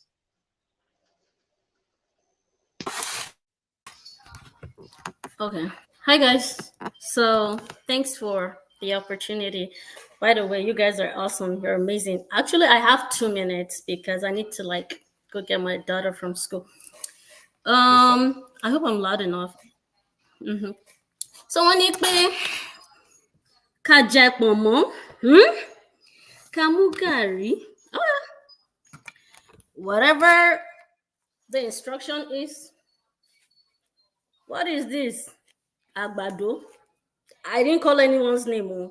I didn't say anybody is Agbado, but my Agbado is wearing Pampers. Or is it? So I don't know which mandate this one is standing, but I know say it's in my house, so I can do whatever I want. What I'm saying is we need to take our futures into our hands. We need to take our futures into during the Great Depression in the US, the President Roosevelt, he had this New Deal program he came up with to help combat the difficulty and hardship people were having. I know we have hardship right now in the world. Nigeria is going through hell. US still have their own stuff. Many people are homeless and some mental health issues since the COVID and all those stuff. It's not the same issues with what happened during the in their past, but I'm just using them as example, but they fight for their right. Remember when Trump was president, he was bullshitting everything. They were screaming and protesting. November is coming. November, that is the spirit, guys. That is the, this promotion, leave my, that is the spirit. We need to fight for our rights. Whether we comb this thing or what, from morning till night, we need to get up. Our lives, they're gotten, I know, but we need to fight for our rights. We are intellectuals. We on this platform are not lunatics, okay? We're not scared of anybody. We are youths. We are Nigerians. The fact that we've not broken up. We're Nigerians, guys. It's either we fight to break up or we fight to stay together. And we're going to check them out of our country. If they want to stay, they have to go by the rule. We have had enough of their bullshit. That's what it is. Yes. I just don't want to go wrong, like, because my husband's like, why did I kidnap your mother? No, I'm serious. I have one more minute. Please, we have to take it. We have to take it, guys. Don't let this my face looking. It's not smooth, though. This face is not smooth. It's not baby face. Like, we have to take it. We have to. If protest is not working, because not everything works. Everywhere has what works for them. In Nigeria, man, if you're talking to your child, they hear. Not be flogging. If you carry a bag or pankera, the child must listen. You know what I mean? We need to communicate in the language that they understand. We're not going to back down. No, we're not. Whether they think we are coming here to just sit down and talk nonsense, I tell you, the day is coming. And the day is here. We're going to take it. Yoruba Nation, you move forward. Give us ideas. The inspirations, guys, they keep coming and coming. I'm going to be your president, guys. Are you going to vote for me? I'll give you pomo. Don't worry.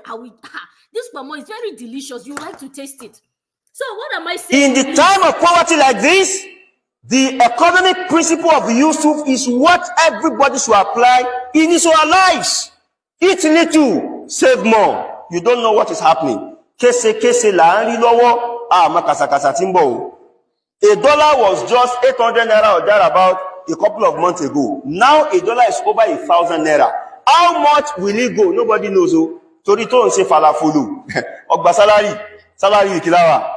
Igberaga week. Or bera recently like. Eat little and save more. Aye tan je chicken kola wayima. Aye shawama koma. Aye ice cream ko. Mugari. Jack mama. Bagbe tan doctor sọ pé kò ní nutritional value. Kí ló fẹ́ nutritional value pẹ̀lú kíni? Mugari, Jepomo, Celia. Yes. Thank you. So one. Let me. Madam, no, that's the rule. No, let me tell you how it works. Celia, hang on. The way it works, right? The moment I say thank you, even if you have something to add as well, right? You will now have to wait. Okay. So if you still, I thought I had 5 minutes. Yes, we've already spent about 7 minutes. Oh, I'm sorry. Sorry. We follow the rules. Okay, bye, guys. Thank you. You have a good one, okay? That's Celia, ladies and gentlemen. So, and that's one thing about it too, okay? Now let's sort of go to other parliamentarians, okay? Now it's the same rule, all right? If you, for 5 minutes can go so fast, then you can imagine, okay? But the moment I say thank you, and you still have something to say and all that, there's no rush, no pressure. Just hold it, okay? We'll come back to you, and then you can easily say that before you leave, okay? So let me go to Sawata Ochio, and I'm coming back to you, Sir Maxwell, by the way. I know you have a lot you want to add to that, yours too. Meanwhile, I've got some new parliamentarians who have joined us as well. Okay, let's manage the time, and it can go around, and all of us can enjoy this tonight and learn too. Make it worth it. So I've got, Sir Walter, you're going to go next now, okay? So, and I'm going to take on the Word of God Outreach TV, sir. You will go after Sir Walter. Sometimes I mix them up, but please help me. You know who you are going after, please. All right? So after Sir Walter, we're going to speak to Pola Penga. My brother, good to see your face. So also, sir, first tell sir or chief first saw you are going to go after Penga, sir. Then I've got a bet. And now me. Don't worry, I know you are muted. But don't worry, you are going to go after Lafia. Mandala. So now that simply means that Ahmed is going to be the one to yield the microphone to any new entrants. Please help me remember this. It helps a lot, okay? And if any one of us actually drops out somehow before another person finishes presenting, we'll bring them back, and indeed we can slot them back on their own main slot, okay? So let's meanwhile, Seku, I had to keep you to watch this instead of allowing you to go on and probably sit back now. You see, I appreciate this just like everyone else as well, all right? And that's why tonight we're not doing it the usual way, speak and leave. If you have something you still want to add, you can stay back, and then, yeah, we'll come back to you. So let's take it to the next one. Sawata, your shot, sir. Okay. Good evening, Mike. Good evening, everyone in the house. I hope I'm audible. I think I'll just take a different angle compared to what the other speakers have said. Okay, I have 5 minutes. I will just start out with one of the last videos you showed us about Shan George, you know, where she complained about losing about 3.6 million naira, you know, to one scam or the other. I mean, I sympathize with her, but unfortunately hers is just one of many, you know, which is just a representation of what the Nigerian system has suddenly become.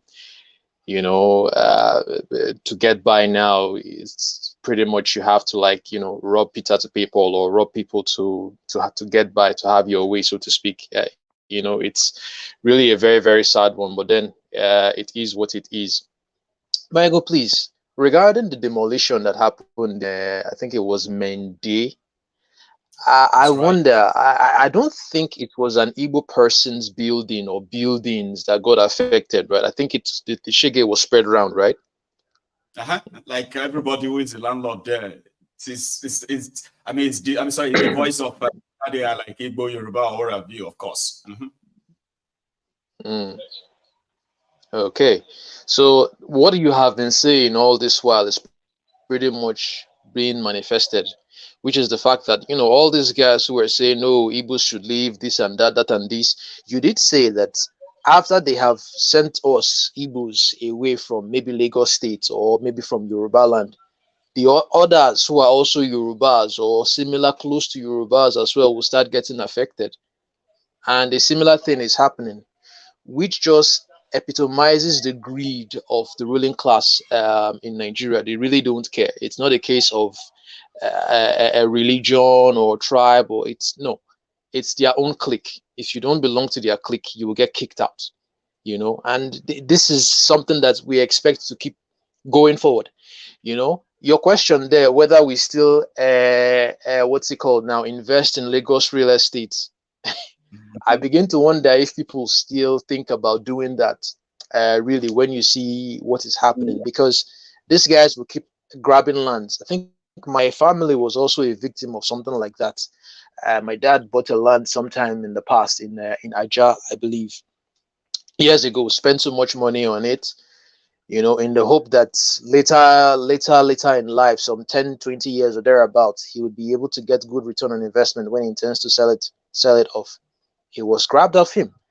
He went to court for several years. He was in the courts, obviously against Jagaban. Now, nothing.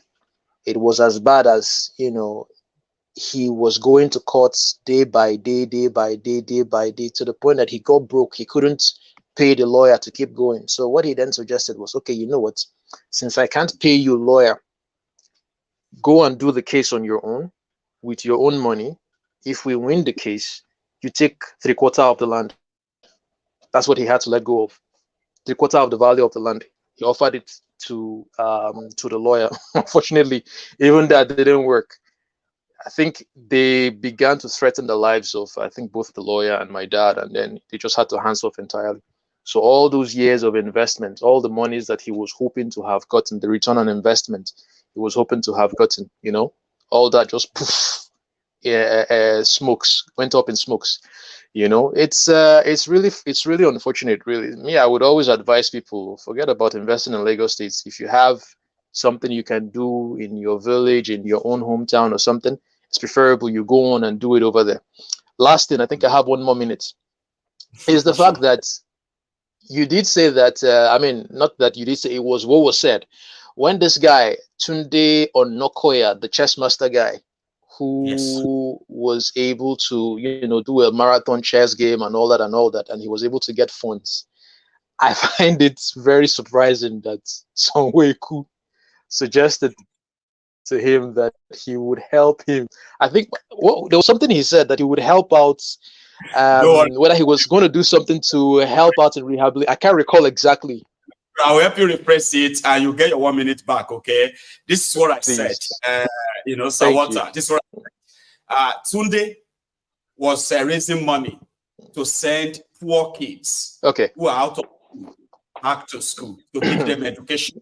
So he did a marathon chess in New York and he raised a lot of money. So it now became a sensation that Sonweku decided to host him.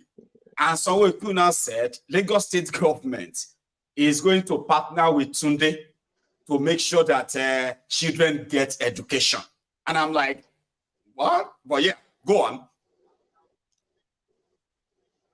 That's just the irony of life. Honestly, the irony of life. This is supposed to have been his responsibility as a governor, as a government. And then you say, it's just like my father refuses to feed me, yet he has the means to feed me. Then my uncle comes and says, okay, you know what? I'm going to feed your children today. And then my father says, okay, you know what? I'll take you to the restaurant where you will feed my children. That's the height of ineptitude, you know. And it's unfortunate that we keep recycling these types of people year in, year out, day by day, and still no hope. It's really unfortunate. Thank you very much for my 1 minute, for my full time, my ego. Have a good one, everyone. And yourself too. It's such a pleasure hearing from you as well. To everybody who is here, so everyone who is here to speak, okay, remember, you can choose your own topic. And if you look at your screen, because you are in the studio with me, you can see the timing on your screen too, okay? You can time yourself, you know, the moment you start speaking, okay? Now let's quickly take it to, again, I'm coming to others, especially everyone who is like at the bottom line of the chamber. Let's go to the Word of God Outreach TV. Sir, please. Hello, Mayogun, good evening, and good evening to all the parliament. Good evening. I cannot hear you, sir. Okay. I want to go with Mr. Seku, who analyzed what the real issue is. And it's a fact, because the West are already losing Niger, Mali, Senegal, and Co. They're already losing it. So for them not to lose the West African side of it, they will rather go to war. It's true what Mr. Seku is saying. And that is why they need Nigeria to make their base. This is not about whether they want to get mineral resources or so on. No, this is about war with Russia and China, because they're already losing all this East Africa. So for them not to lose the West African side of it, they need Nigeria to put their base to people. As somebody said, I think it's Seku or Mayogun said, they're preparing for war. Yeah, it's true, they're really preparing for war. They're preparing for war. And they will do anything to make sure that Russia and China don't take over the West African side of it.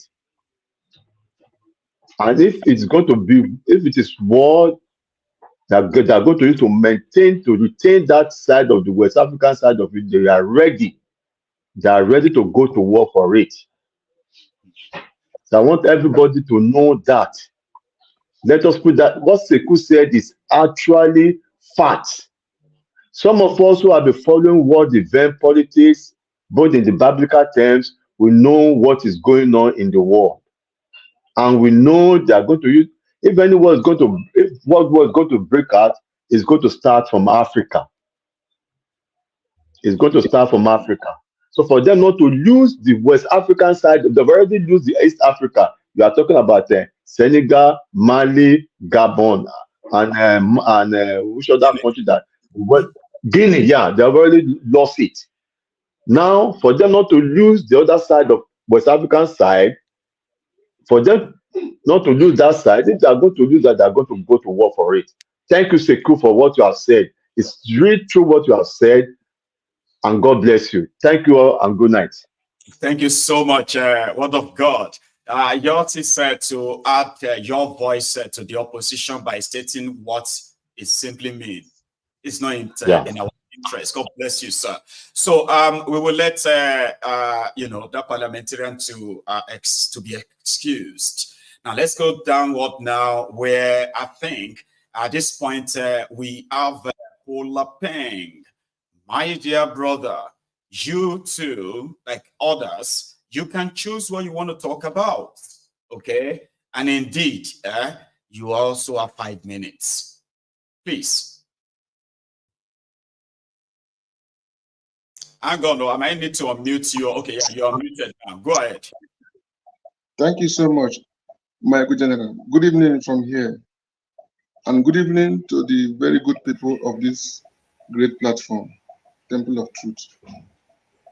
Yeah, I have so many topics, but because of the time, we just have to cut it piece by piece. You know, one thing I want to say first is, Mayegu, let's start by, Nigerians now, are we going to abide by living with the high cost of living? Are there plans for things to fall back like it were before? Or Nigerians now, the poor masses who have no people speaking for them, are we now going to abide in living with that high cost of living in Nigeria? Or are there plans for things to fall back like it were before? Because I have been thinking about this. I don't know if Nigeria government or maybe the present or the past government, they know what they have done to Nigerians. I know 2015, before Buhari took over, I know how things were in the market. I'm talking for the people, for the masses, because I know how it is. I know how it is when you have family, when you have children, before when you have parents, you have people to cater for, your children to feed, to pay their fees, you know. So right now, look at how things have become. 2015, at least we can buy rice 16,000, one bag of rice, you know. But right now, bag of rice is 80,000, the same size, the same quality. And nobody is speaking about all these things. Look at fuel. There are a lot of things to say. I can't say things the way they are, the way I feel, because things are. Yeah. Thank you so much, right? But you still do have another 2 minutes, by the way. If there's any other thing you want to add to that, short. Okay. Can you hear me? Loud and clear.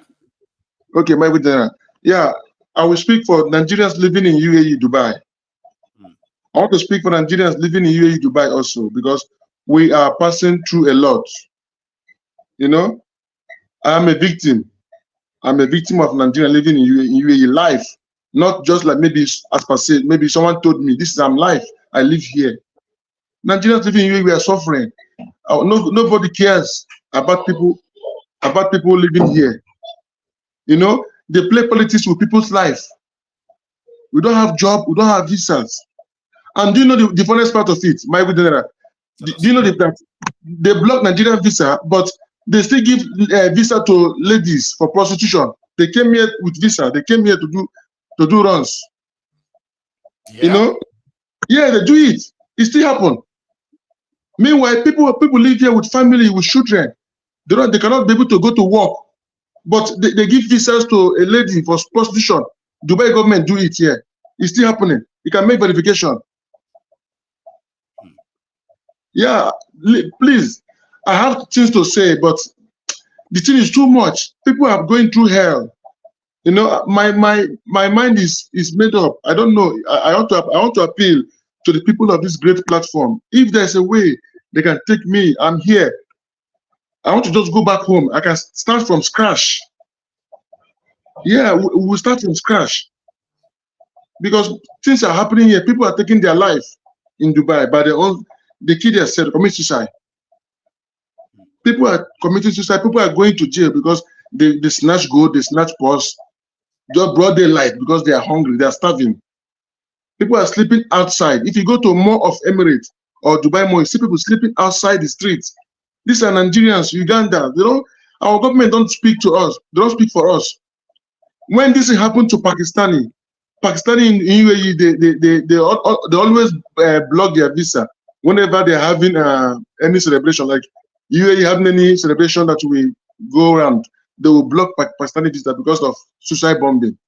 They have a lot of bad history. But whenever they block their visa ban in UAE, their government come out to speak for them. But look at Nigeria, nobody's speaking for us. It's going to 4 years now. Our savings are gone. Even people take loan, the loans are gone. Our Buhari came here, I don't know what they meet, but Tinubu have come here now and he met with, Tinubu came to Dubai to speak for people in Dubai, Nigerians suffering here, but he brought people from back home, he brought people from Nigeria, and they were in one hall. But Tinubu said that he want to address Nigerians living in Dubai. But the same people that Tinubu brought from Nigeria were the people he was speaking with. These were the people he was addressing, not people living in Dubai, not who is suffering. They don't know how we are feeling here. They don't know, my general. They don't know how we are feeling. I have a lot of things to say. If I have 5-10 minutes more, I will break everything down. Honestly speaking. You have it, my dear brother, okay? Let's go to others, and then if you are still with us, okay, and we'll see have that time, I could give you an okay, that we can say anything else that you have right here on your mind, by the way. So everyone that's Pulapenga, that this platform reached out from this again, hanging there. So I am going to go to the other parliamentarians. And again, because I know the conversation around this military base and the danger it poses, not an immediate danger, but a future danger that is imminent.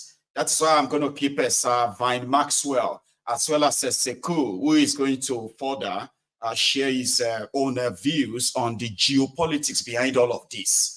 Okay, so if you want to criticize or if you want to possibly speak about this out there, this helps you to at least have some real points in your line of arguments when you go out there.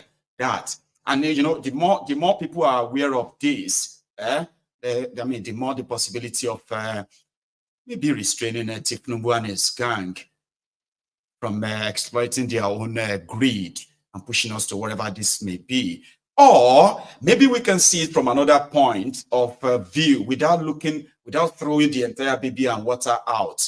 That's why I'm keeping Saoluke with us as well, okay? Because he's seen some other positive things that some of us are possibly just not like, no. So it makes it balance, okay? But we are here to hear from the likes of the African Wahala, Ahmed, as well as Safestos. So we go to Safestos now. Good afternoon, Michael. Good afternoon, parliamentarians, and good afternoon to all. I think we have a sound coming from somewhere. Where is that? Could that be you, sir? Okay, I will get off and I'll come back. Okay. I will let you. Let's go to Ahmed. Why you sort that? There's a sound playing out, okay? So Ahmed, could you please, as usual, you know how we do it, okay? You can choose your own topic. It doesn't have to be what everyone is speaking about. Whatever you think we should be aware of. Ahmed, your own time starts now as well. They say ọ̀rọ̀ pọ̀ ńlẹ̀ bínú bí ìwé cover bí báwo ni Yorùbá ṣe máa ń pòwe. So yesterday I wanted to call him, but when I was watching that program, I just left off. So I was very tired. Basically, I was listening to the conversation about the US trying to open a base in Nigeria. Well, to me, somehow it's a blessing, somehow it's a curse. And I'll tell you the two parts. The blessing, let me start with the blessing, or let me start with the curse. Like the curse would be based on what everyone has said. Colonization is coming back, this, that, everybody have their own point of view, which is normal. Reactions is normal because we've seen what's happening in the rest of the world where Americans are military are.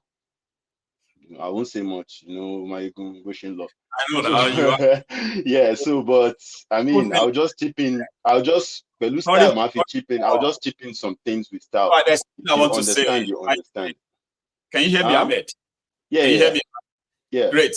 Just 1 sec, okay? I want to say this to our viewers, all right? And mind you, in case if you're watching this at home and somehow this conversation is overlapping, this is not us speaking over one another, okay? Remember, people are connected to this program from all over the place, and we just have to make use of the technology, what this brings to us, all right? So the reason why you have to listen to Ahmed with a serious attention is because Ahmed is a U.S. Military officer himself, okay? So he could possibly tell us without ignoring the obvious existential inefficiency of Nigeria and those around it too. Or he could possibly give us a better insight into things we don't know about the American troops abroad. He's been abroad himself. Please, Ahmed. So, as I was saying, Marigun, like America would love to maintain the world power, as the hey, excuse me, go. Ejema Binu, go. They want to maintain the world power continuously, being everywhere, making their presence being felt and stuff like that. And I haven't been tour in Europe, about 5 countries actually. I've seen different things and I've met with different soldiers from different part of Europe, and I've seen stuffs that we know what they are doing is basically for their own the Western world is just for their own interest.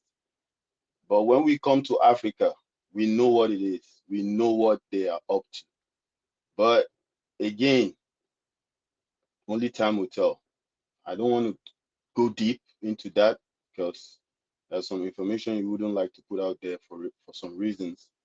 But the blessing I would like to emphasize on is if the US base ever comes to Nigeria, I think this is the right time for the Nigerian soldiers. I'm not talking about the officers. I'm talking about the soldiers to calm down, relax, take a look, study, and see how the soldiers are being treated. Then probably, like African Wahala's background says, mental slavery. That mental slavery in this military section will be eradicated, will be taken out. Because I go open, they go see a lot of things. They will see things that they have not really enjoyed being in the military, because they would have the opportunity to engage soldiers from there and they would understand how the military works. And probably from there, the revolution we all been talking about will start right from there. Not the officers, but the soldiers. Because the officers always looking at, one day I will be a general, I will be in the social position, and I will be able to also loot and take whatever I need to take. That is the only thing, the only advice I think I would have for any soldier that is able, like if your opportunity to come across this and this ever comes to life, this ever happens, this is the time for you guys to liberate yourselves, because you as a soldier who is being paid 50,000 naira, less than 23 or $30 after every 30 days, bro, you need to look at it like, what are you working for? And you're laying down your life to serve a country that doesn't give a shit about you, whereby you have people who only focus is how to loot you dry, take advantage of you, but yet you'll be the one that will be degraded. They will harass you, they will do all sorts of things, and you are serving a country, a so-called country, because I don't see Nigeria as a country for real. So, you know, this is a blessing. Somehow it's a blessing. It's a blessing. I'm emphasizing on that. It is a blessing somehow. So I'll advise soldiers out there, if it ever happens, just make use of it. Make use of it. Ahmed, thank you. Okay. Your time is up, but if you have more to say to this, all right, I still have more to say for it. Hang around. I'm going to come back to you soon. I'm not admitting any new parliamentarian because we are now on our last hour. So we'll make very good use of it. Some people who believe that you shouldn't be put on the spot. But for clarity, okay, Ahmed, being an American soldier and all that, right, still enjoys the freedom of that expression without expectation of any backlashes. And I would think a lot of us should see that in this issue, right, Ahmed will have his bias, and that's why we speak more of the plausibility of the whole thing. And again, I'm free to disagree in this instance. He's a smart guy, and I believe that, you know, he's not a loud man that will just say things that shouldn't be said, all right? So going forward, I'm going to go back to Safesti or Shifeso, and I'll come to the African Wahala. And we are going to go back to the beginning. Stay cool. You have heard a lot of people say a lot of things now, right? Now you can see the mindset of from left, right, you know, from the back. And I've also taken note. You are taking notes so that at the end of the day, for the sake of our viewers who really want to get a grasp of this whole thing, not just following the crowd of saying, oh yeah, but you know, they want to understand. And I'm so grateful to all of you parliamentarians who is making this happen tonight. But let's go to Sir Oshi. Oshi Festus, brother. Hello, Mayegun. How's my audio? I'm very well, thank you. How are you? Is my audio good? Very clear. Okay. Yeah, well, good afternoon to all the parliamentarians at home, parliamentarians and viewers at home. So I have a question for Seku and Mayegun yourself. The first is, where did we get it wrong as a nation? And what's the long-term geopolitical implications when we have to look at things from the past 500 years when slavery started, colonization, and then neocolonialism? And what do we have to lose? What have we lost already, and what do we have to lose further? And what could possibly go wrong for us Nigerians? And I would also like to add, what are current Nigerians doing besides getting distracted by social media, the video, biscuit fights, and whatnot? What should they be doing that they're not doing? So that's my question for Mayegun and Seku. Okay. So what happened is that I am going to leave the answer to Seku when we get to Seku, okay? So you can hang around too, right? In case if the answer will need your follow-up either question or some follow-up finality, okay? Mario, can you help me? Let him summarize the question again. It was kind of a little bit long. Oh, was that? Okay. So it's talking about his questions, as I grasped them, right, is that where did we get it wrong? That all this happening now, where would we say we got it wrong? And also that our people, we spend a lot of time engaging on this social media, that, you know, like, when is it like going to be for us to do something? I think that's what the question is. Talking about, are we wasting our time on social media, or instead of us to be doing something? Okay, so that's the question, I think. Did you get that? Yes. Right. So it could be two questions in one, and it could be answered there just straight with a straight line too, right? So I'll come back to that. Let's African Wahala take it short so that we can now go circle again, right? And then the African Wahala, please. Yes, sir. Thank you very much. Thank you for this opportunity. For me, the things that I think about when I'm in my solo space, I think about us African people. And shout out to Mr. Seku Keller, a non-Nigerian African hanging out with us. We're all, at least I'll speak for myself. I'm confused about how we found ourselves in a place where world geopolitics is playing out. They are planning on us. It's like we're like babies. It's like when your parents are planning for you, planning your future, and you have no control over that situation. That's the position that African people find themselves today. That's the position that we find ourselves today. Because it's just completely ridiculous that, people are planning about how they would stage military bases in our countries. How about we stage military bases in France? How about Burkina Faso go put 5,000 soldiers in Washington, D.C., and they are training on a day-to-day basis? It sounds unrealistic, and it is unrealistic because we don't even have the capacity to provide food for ourselves at the maximum level. We don't have the capacity to drill our earth and extract natural resources to generate revenue for our countries. We don't have the capacity to secure ourselves, to secure our borders. We have to rely on weapons from America, from Europe to secure ourselves. We have to rely on farming equipment to feed ourselves. We are just hanging out like low-hanging fruits, waiting to be plucked by China, Europe, and everybody else. And it's not like we are dumb or we are, useless people. I think it's from 500 years ago when, slavery started, and then it's completely destabilized our future. What we have going on currently and in the last 100 years has been collaborators from amongst us with the global imperialists to keep us as babies, where we are not able to do anything for ourselves.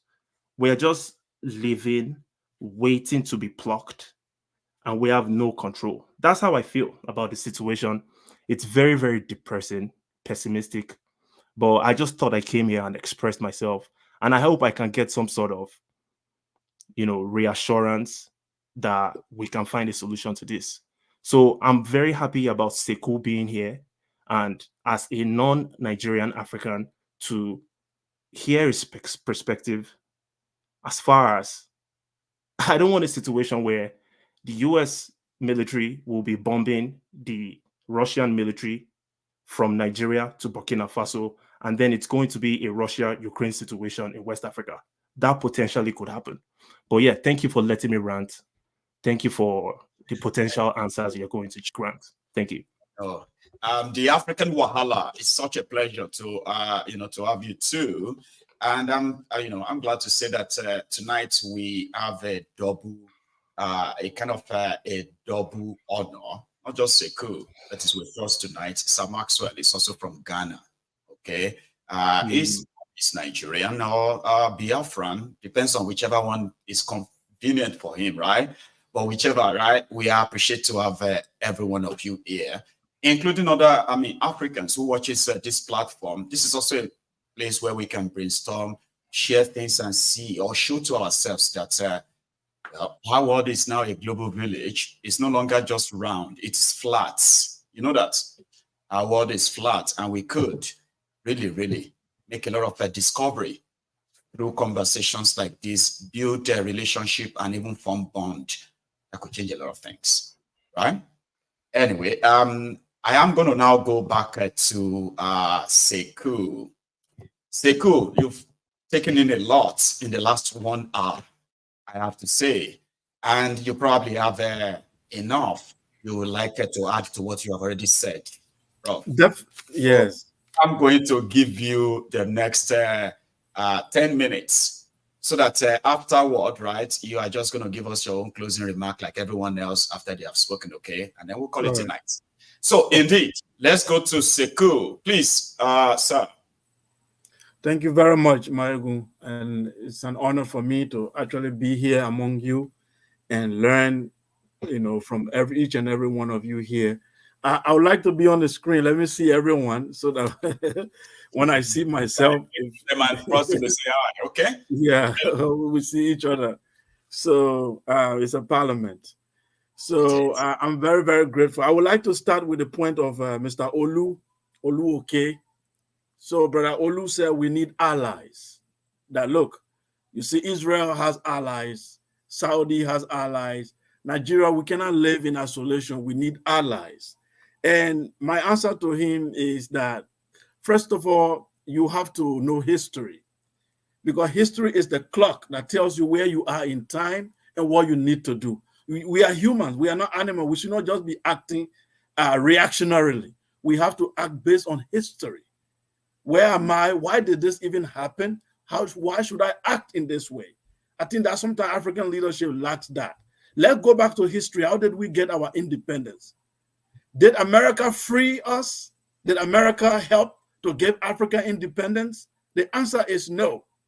When you were struggling for independence, it was the USSR and Russia that were instrumental to bring independence in most African nations. I will tell you why. It was during the Cold War that America and Europe were so occupied with the USSR. That's how Africa break through and got independent. We will still be under colonialism, left with America and Europe. You and I will still be under colonialism right now.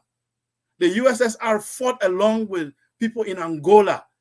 You know how South Africa got free, even as recent as in the 90s. America was sponsoring the apartheid government in South Africa to kill the black people in South Africa.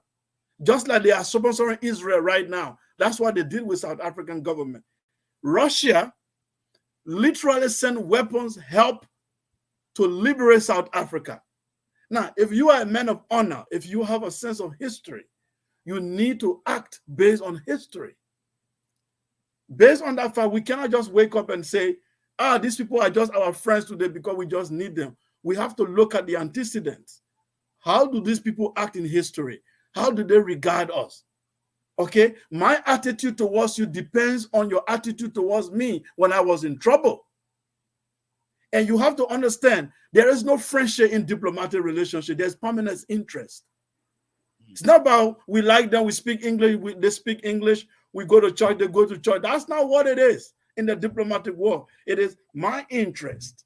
Do you protect my interest? If you do, then I work with you. If you don't protect my interest, then I don't work with you. So I want you to understand that fact of history, that US and Europe has never been on our side any time in history in fighting for our independence. That should be very clear. We are not looking for Africans to go for Chinese to treat us nice. That's not what we are looking for. We are not looking for Russia to treat us nice or exchange American for Russian. We are looking for sovereignty. Our ability to act by ourselves as equals on the global platform. That's what the black man is looking for. He's not looking for for Chinese to welcome us in Beijing and give us flowers. No, we don't need it. We don't need flowers. We don't need Russia to love us. My brother said he's in UK and the way they treat you nice than the people in Russia. Brother, we are not objects. We should be subject of history. Our thinking, our sentiment should not be how nice white people treat us and how nice they don't treat us. It should be what is our destiny as a people. We should be defining our history. I don't care if a white man loves me, doesn't love me. I don't think I came on this planet for him to love me. I came on this planet for me to decide my destiny. That's all we are saying. Stop looking for love, or they treat you nice, or they don't treat us nice. That's not the basis. When you become powerful, they will respect you by force. Who used to respect Chinese? Have you read history? In the 1960s and 70s, Chinese were the laughstock of the world. They used to call them Chinese, the people of rice, the Chinese Ri. China and rice. Chinese were ridiculed. Today, who does that? If I want to use the language of my late brother, JP, who does that?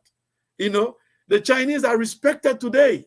So we are looking for similar respect. We are not looking for love from Russians. We are not looking for love from Chinese. So I just said, let me throw it out there.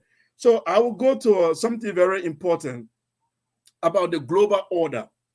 The international order of the world has ended. Let me go back and explain to you. When World War II ended, before World War II, there was something called the League of Nations. The League of Nations used to function like the United Nations, where it keep international order, prevent other countries from invading other countries, tell other countries how to obey law, maritime law, airspace law, and what have you. The League of Nations failed. As a result, it led to World War II. When World War II ended, they moved to a United Nations that we have today. And I can announce to you that United Nations has ended. Israel just bombed the embassy of Iran, which is against international law. It was supported by America and other people. As we speak, Russia has invaded Ukraine, a sovereign country, unprovoked. So we are living right now, lawlessness. We are living in a zoo right now on a planet where there is no law and order. And UN is about to be discarded. And everybody is now struggling how to position themselves in the geopolitics of the world.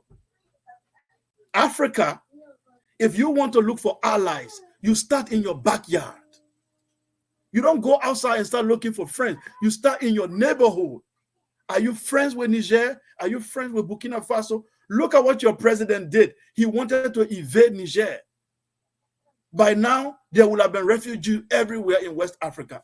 These are elites who don't think. So what I'm telling you here is that international order has changed. And now Africa must position itself. That's what we are saying. We are not saying Russia should come or China should come. We don't need any of them. Nigeria should have positioned itself as a global power. My brother Maxwell spoke very well. I was a child when the ECOMO came into Liberia to save us from our deadly civil war.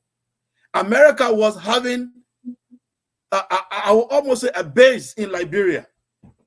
Liberia has been the allies of America since 1847. We are the greatest allies of America on that continent. If you don't know, our flag even look like American flag. We use the US dollars in my country together with our nation. But America has exploited Liberia. Or if any tire you see on a car that write Firestone, that Firestone rubber, it comes out of Liberia. America signed contract with our government for 200 years. They will take it almost free of charge. We are laboring as slaves in our country with America. Liberia has no right to vote in the United Nations without seeking America approval until today. And Liberia was used during the World War II. They built our airport to use it to station their machine to attack Germany. They asked Liberia to declare war against Germany. Check your Google. Liberia declared war against Germany. We did all that for America. When they were ready, they left. They called Nigeria. Come and help your black people. We are leaving. It was Nigeria that came to save us. It's ECOMO from Babangida time. Nigerian soldiers went and gave their life, their blood to save that country. Now, we were expecting Nigeria to build a military base in Liberia, build military base in Niger, because it's our superpower. And now our superpower is going, asking other countries to come and build base. That's to tell you that the black people have lost. We have lost because everyone used to look up to Nigeria and say, no, if it goes wrong in Ghana, if it goes wrong in Nigeria, Liberia, we will call Nigeria. Imagine a US base in Nigeria where you cannot prosecute them. Even if they kill a Nigerian, you have to prosecute them in New York. You can't prosecute them in Nigeria. If they rape a woman in Nigeria, you can't touch them. They have to be judged in Washington. That's colonialism. We should not allow that. That's all I wanted to see. And I want to make very something apart from this international geopolitics. I want to talk about something on Nigeria specifically. I'm going to ask you. Sekou. Is my time gone? Can you hear me? Yeah, I was to answer the question the guy asked me. Right. I don't know what happened to your camera. It's completely off now, but I'm going to have you to take a breather again. So you and I are going to close this with your closing remark. Yeah, I don't know what happened. Okay. Dude, now you're back, okay? That was a firebrand. I have to give it to you. The entire comment section is blowing up right now for what you just did in the last 5 minutes. So I'll let you take a breather. I will come back to you. And that's I wanted to answer Festus' question. That's okay. I know you want to. You answer that, and then you and I will close the program tonight. So everybody is taking their last shots now. Okay. So I'm going to go to Oluke. You're going to be next. Whatever you would like to add as part of your own arguments. Then I'll come to Sir Maxwell, another ECOMOG veteran with us tonight. Who else possibly, right? Tell us something we don't know. Oluke, Baba, your shots. My good general. Baba. Thank you very much, and I want to thank the last speaker there, the chap that's not Nigerian. Right. Well, if you see what Ahmed said, I picked on that. There are reasons why you will see American soldiers coming to Europe for tours. There are reasons for that. There are reasons why France will ask UK to make some weapons for them. It's not because they can't make it. There are reasons for that. There are reasons why our weapons are not made from Nigeria as we speak. There are reasons why our soldiers have been sent abroad for trainings. There are reasons for that. I go back to the point I made, and I like the way Ahmed spoke. I know he couldn't speak very well because, there are certain things he won't be able to say. Saudi doesn't got the democracy, yeah? Just recently, women started driving. They started driving in Saudi. You can't even go to the football stadium. But and they are even Muslims. Maybe values are not very close to the West. But there's a way they work together. And they got the backings of the West. There's a way they do it. Yeah? And that's my point. Honestly, speaking from UK, my mind is always in Nigeria. What can I do there? But trust me, you know what's going on there. Mm-hmm. So there is a way people can work together, and I go to that. I'm not saying, for now, UK, they colonize us. I don't think they are the one killing my people in Ekiti as we speak. No, they're not. They're not. It's my own brethren. It's my own people. Yeah? It's my own people stealing, bringing the money to UK, buying flats in London. It's my own people. So I think there is a certain paranoia going on. And I can understand that. If you look at our background and what we've experienced, colonization, there are a lot of psychological trauma going on. But we cannot allow that to live as an island. We need to use what we got. Immediately the war started in Ukraine. EU went to Nigeria. What's happening with your gas? Did we make anything? We've been flaring our gas for years.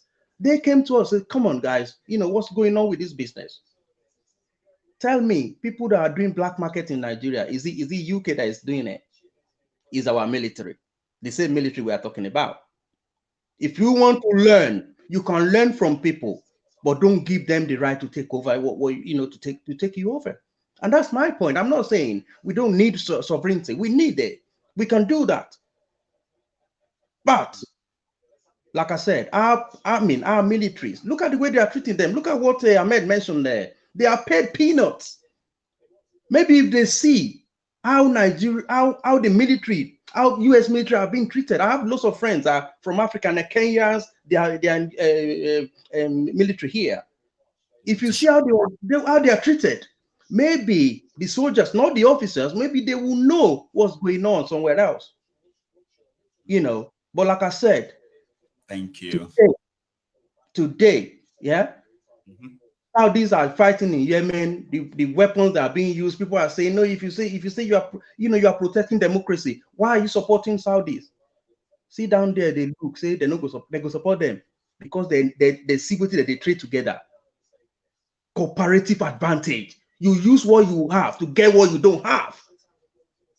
You can speak to these people. We have some things in Nigeria, in Africa, that we can use to get things.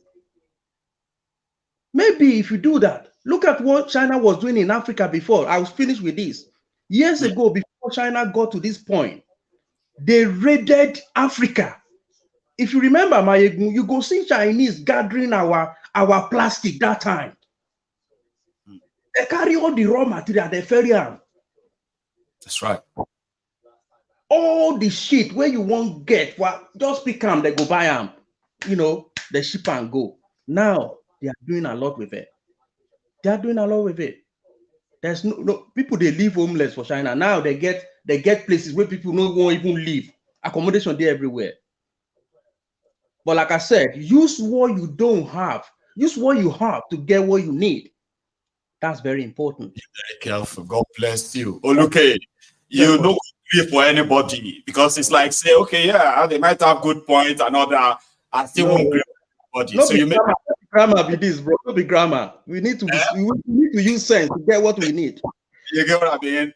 I love that. Okay, and that's what makes this even more interesting. Okay, parliamentarians will come up and say, okay, everybody's going this way. I have a different way I want to go, and I will explain. And you've just did that. All right, Baba. I appreciate this. Okay, thank you so much. We had a wonderful night. So one by one, everyone will have to drop their last beats. Okay, and you will leave me with Seku, who out of sentiment, okay, I want him to push strongly his views, which seems to be a little bit of the popular one. Not just because it's Seku, it's because everyone that I've actually had an encounter with have raised concern. Maybe more, if more answers were given, then maybe this conversation around what this could be to all of us in the long run, maybe it's just an overreaction. But in a situation where you are dealing with people who don't really care or think, you have every right to be paranoid. And I have a veteran here who was so shocked that, somebody who lived through when Nigerian troops were like they're like the big shots in Africa. One of them is here wondering, like, when did Nigeria become so powerless that the soldiers would need the base of an Americans to keep us safe? It never make any sense to him. Sir Maxwell, and I don't think it's still making any sense to you yet. Please, you also have about 5 minutes, sir. Please. Thank you so much, the General. And I would totally disagree with Oluke that Nigeria cannot manufacture weapons to their own standard. If you go to defense industry and corporation, Nigeria manufactured what we call FN National. FN National rifle that we are using, that uses 7.6 mm caliber. Nigerians manufactured it, and some of them were also manufactured in Belgium and French National, but Nigeria has their own version.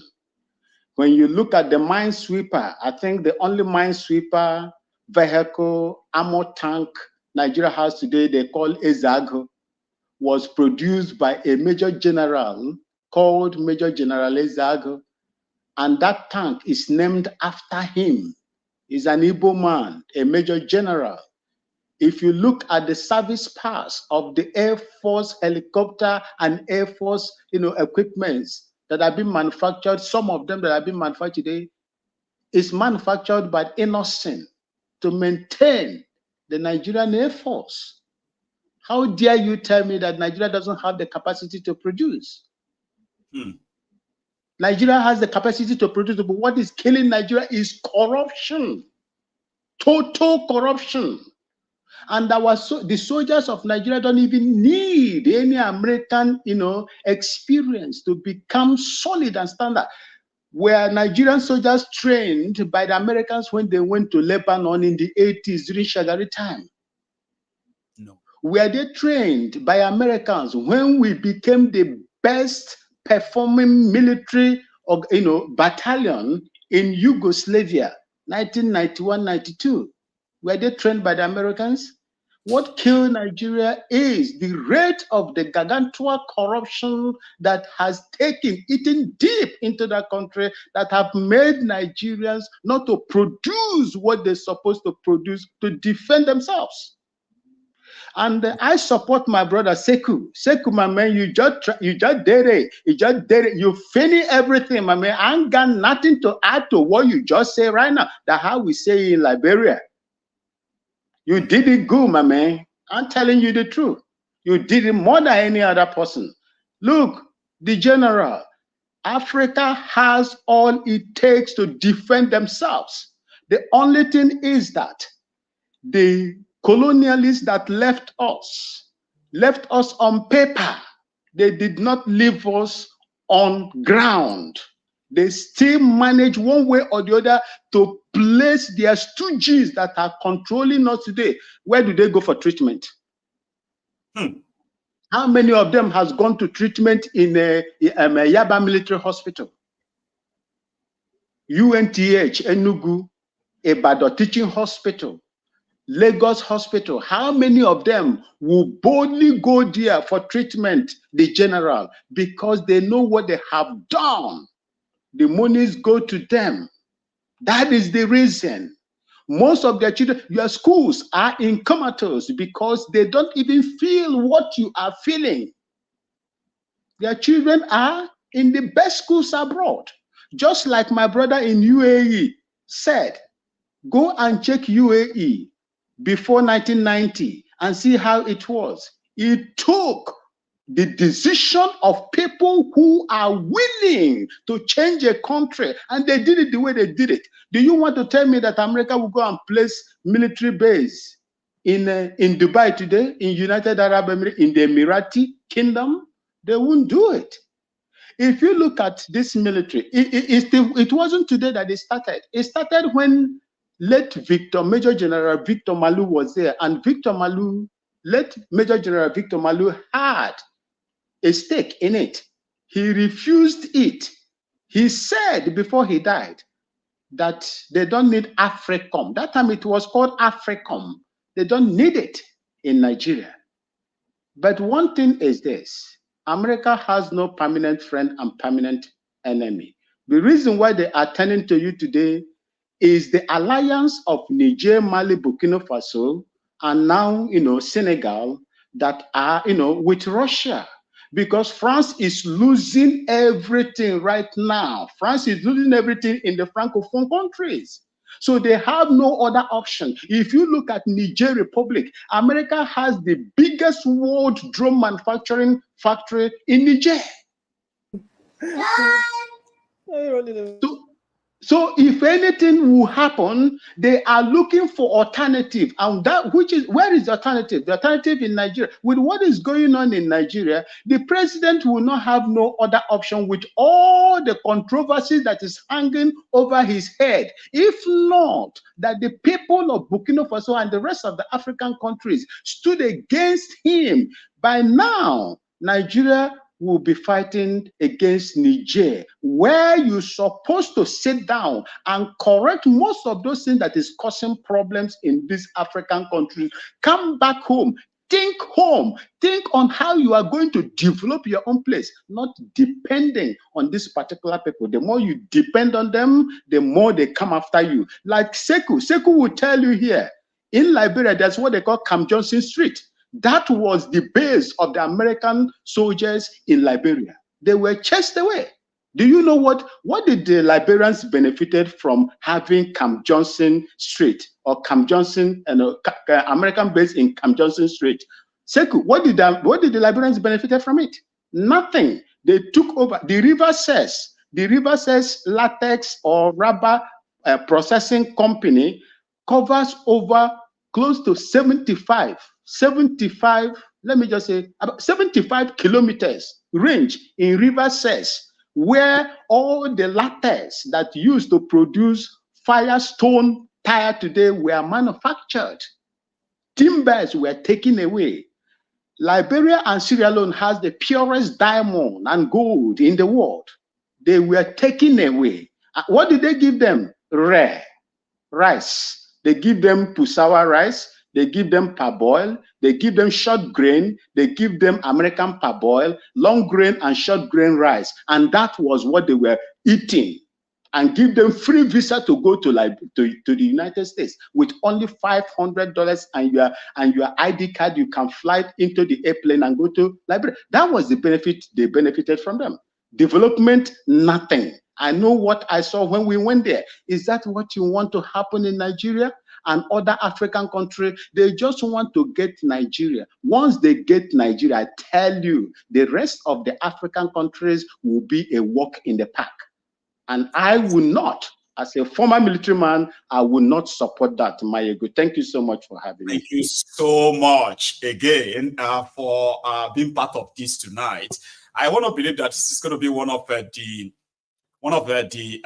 most interesting people's parliaments on this platform in a long time. And I'm happy to be part of it, just like everyone else, okay? You have a good one, Sir Maxwell. It's such a pleasure to have you. So now we have a bit of an add-on, starting with, Lady Charm. I also have Osita, who just dropped, okay, it's back. I also have Osita, but they don't have that grace of spending that much time like everyone else. So I don't know why they waited this long. Why do you people do that? Some of you will first sit back, be monitoring, observing, then it gets so interesting, then you begin to think, I want to be part of it now. You know, you do that a lot. And indeed, let's see if the time will be enough to cover all of us, okay? But Oshi Baba, the reason why you are still here, Baba, is because you haven't really said much other than to ask questions to strike up a bit of, a conversation. So you also be treated by Seku in case if you have any you want to add or any closure you want to add to it too. You will have that shot after I speak to Polapenga. Charm, I will have you soon, okay? So Polapenga, man, you have just about 3 minutes now, just to close what you've said before. Please use it wisely, Baba. I'm gonna, I might need to have you on mute, I think. Or you might need to mute yourself as well. Do you mind? I'm gonna. So you have Go and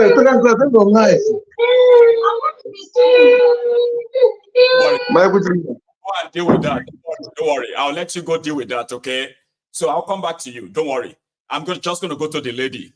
Lady Charm, see, it's so kind of like a short time now, and we're all pretty much tight into a corner, but I want to hear what you have to say. Okay. Tonight, please. Thank you for having me, and I know that it seemed like I just joined in, or because I wanted to really respond to something Seku was saying, right? I told him up until the point where he said, yes, America, the UK, left with them will probably be still colonized, and Russia helped with help with actualizing the so-called independence and things like that. I disagree with him, in the sense that I think we as Africans, or maybe generally as Black people, work under the delusion that, or the illusion that, the white people like us. I think if we start with, like he said, historically, right, we've been enslaved, we've been colonized, our resources have been taken from us, our people have been taken from us, and in the area of global politics, we are largely ignored. Our views are not sought after and things like that. So we're not, they don't include us in the conversation. We're not in the room where it happens, so to speak, right? So for us to assume that we are, we have any allies, we don't have any allies. And I think that's the point I want to try and make here. To assume that, I think one of the first mistakes that we've made as a people is to assume that these people like us. These people see us as some kind of equals. They really don't see us as equals, because you don't treat equals the way they treat us.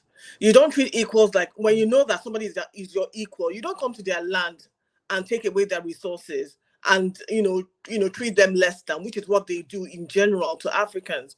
So I think one of the first delusions we have is that these people like us, these people see us as equal human beings just like them. I think when we start to understand that they don't see us that way, whether you think that you're in America, UK, wherever you are thriving, you're successful and all of that, that's by the way. We're talking about global politics now. We're talking about our continent of Africa and how we are seen in general, right? They don't see us as equals. We're not in the room where it happens and they don't care, right? We're still having this conversation about whether or not, America wants to come and, put a base there in our own country.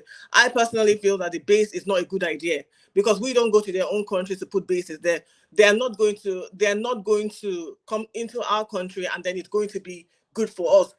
Just like Seku was saying, if you look at it historically, what have the countries where all these bases have been, what have they benefited from it? Have their economies been thriving?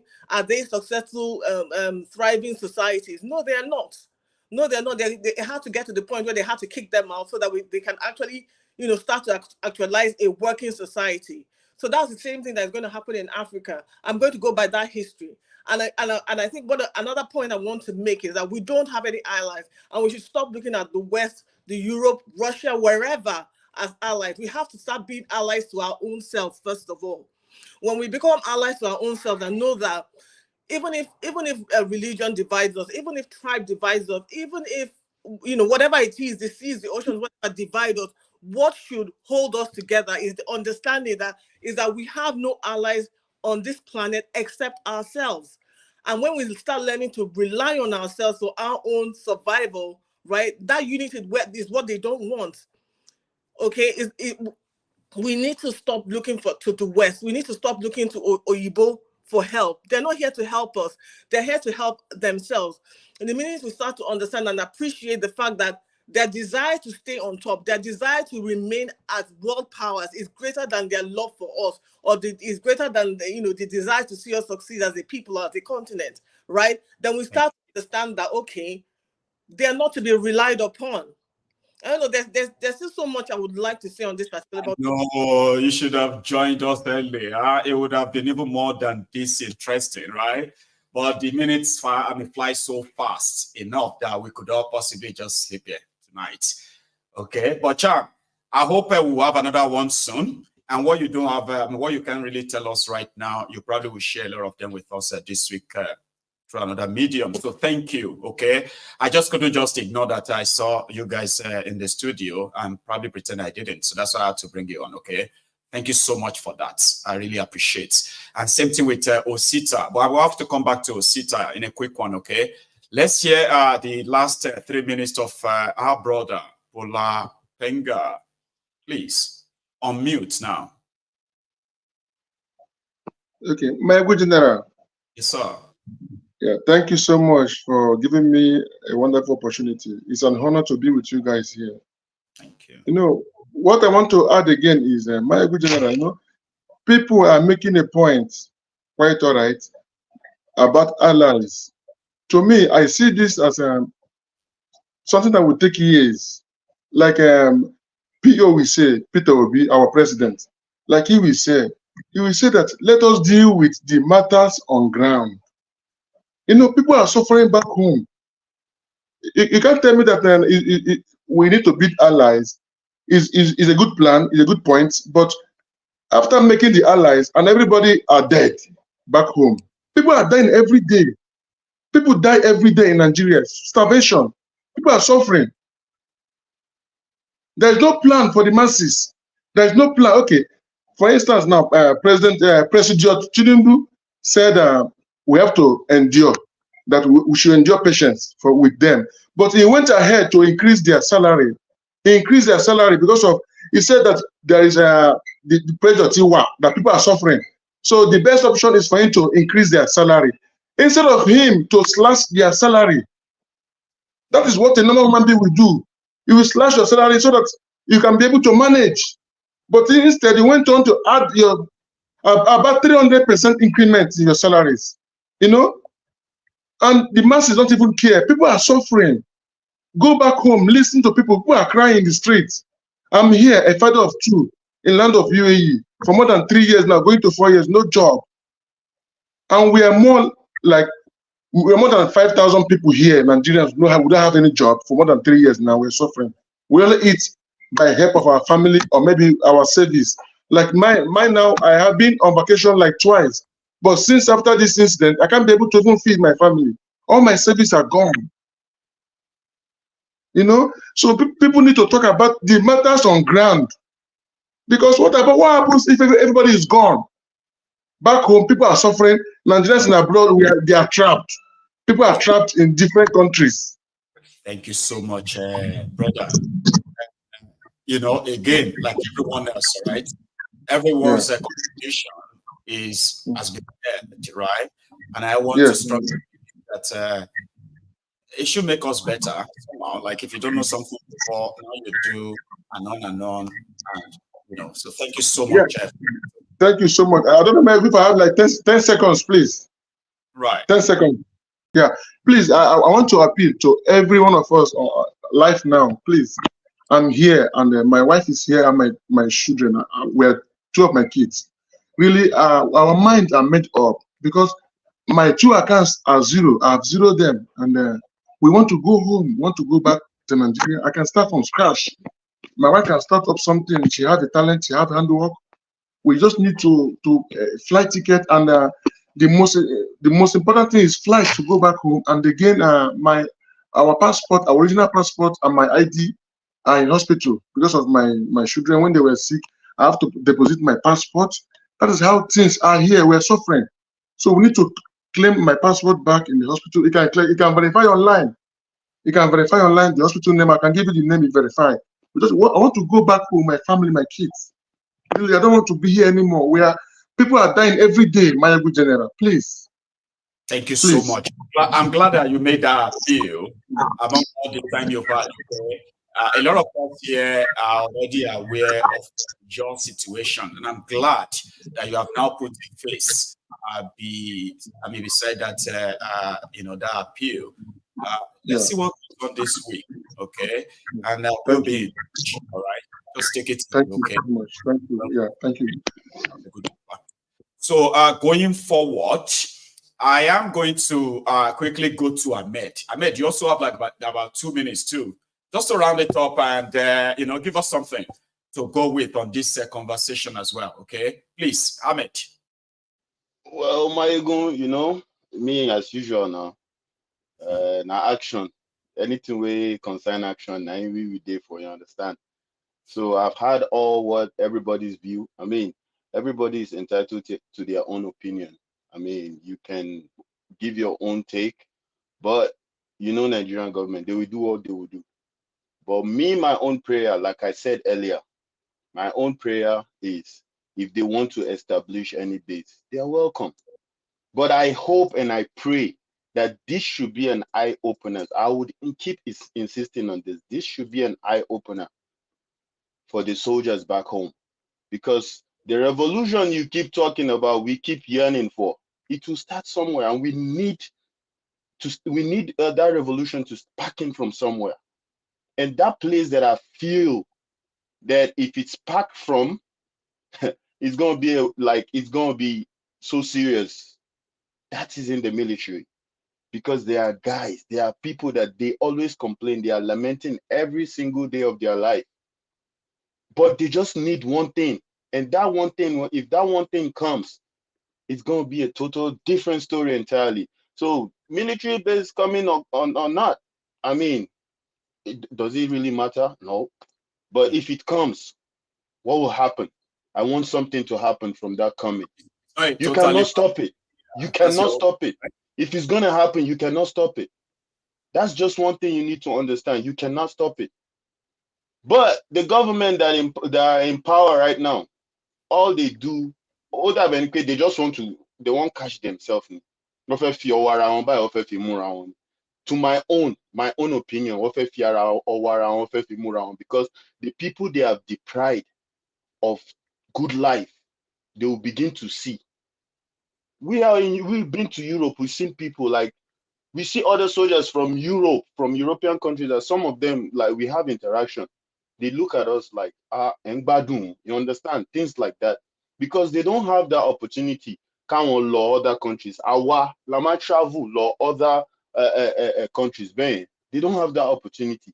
But we had that opportunity. We go around, we see things, and we learn more things from them. They learn things from us. So that's how they're going to go to Africa. They're going to go to Nigeria. And probably, hopefully, the soldiers over there will learn things. And they will learn things that will not just learning, but it will liberate them from the bondage they've been living in. That's just the only thing I have. You have done well. You. Thank you. And you have actually spoken so cautiously that I have to say, you know what, you've done well again. Okay, you didn't jump into a conversation just to want to sound. No, you know now. Like I say, the cause. If I forget my, no be talk. We could begin open for here. No, I'm just that you found it worthy to add your voice. It's so crucial, and so I appreciate that. Okay, Ahmed. Yeah, and okay, thank you. Enjoy the rest of it. Okay. Bye-bye. So gradually, we are coming closer to the end of this chart. But I do have two parliamentarians who have never contributed so far. But I'm going to ask, I'm going to let Festy to possibly use his own last 2 minutes too. What would, I don't know, you can go and listen to Seku's response to your first questions, okay? And maybe I will add mine too. But please, you have got just about 2 minutes to say something. I'll be very brief. Please. So in this issue of, can you hear me? Loud and clear. Okay. So this issue of U.S. military base being built in Nigeria, we ought to ask ourselves, how has the U.S. treated Black people in its country? There's a deliberate attempt to keep Black Americans as permanent underclass. When we look at the history of the U.S. dealing with Black people, Black women were raped and they had no right. They actually passed laws that says Black women have no right to defend themselves. There's a term called buck breaking. This is when Black men, the strongest Black men who would rebel against the white masses, they were raped, Black men being raped. And after slavery ended, they created attempts to uneducate Black people so they won't know their rights. Nothing really changed after slavery up until the civil rights movement in the 1960s. And yet still, the US government tested, there's something called Tuskegee syphilis studies, where they infected Black soldiers with syphilis. They are Tuskegee Airmen. So they infected them with syphilis. Several other places in the Pacific Islands where the US military, they used humans as guinea pigs. They tested the effect of nuclear weapons on them. I don't think our politicians know any of this. And Nigeria is blessed. We look at Yorubas and Igbos and Hausa, their population. Maybe God deliberately made us very popular so we would be the superpower of Africa, but we relegated that role to the US now. When you see Mali, Burkina Faso, and Niger kicking the French out, they all to naturally come to Nigeria for protection, not the Russians. So we are just handicapped. The Russians are coming in, the Americans are coming in, the French are still trying to stay.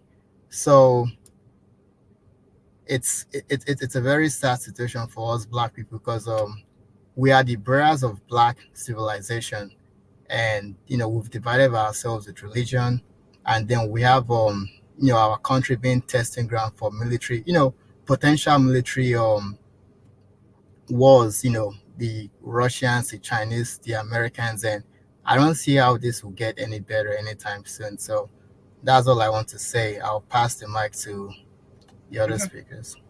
Thank you so much. Okay. And then you should, I don't know if that's a good idea, right? While you're about to drive right now, to listen to what Seku will say.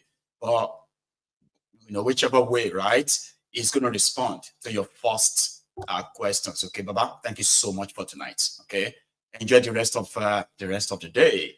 That is Festus Oshifeso.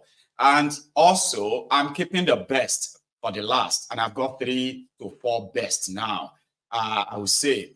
But I'm going to let Celia, who just joined back, to also use her own last 2 minutes. See, Celia, Your last 2 minutes is about what you think should be your final, what do you call it? Your final, bombshell concerning the conversation tonight. So you could go for it quickly, please. Okay.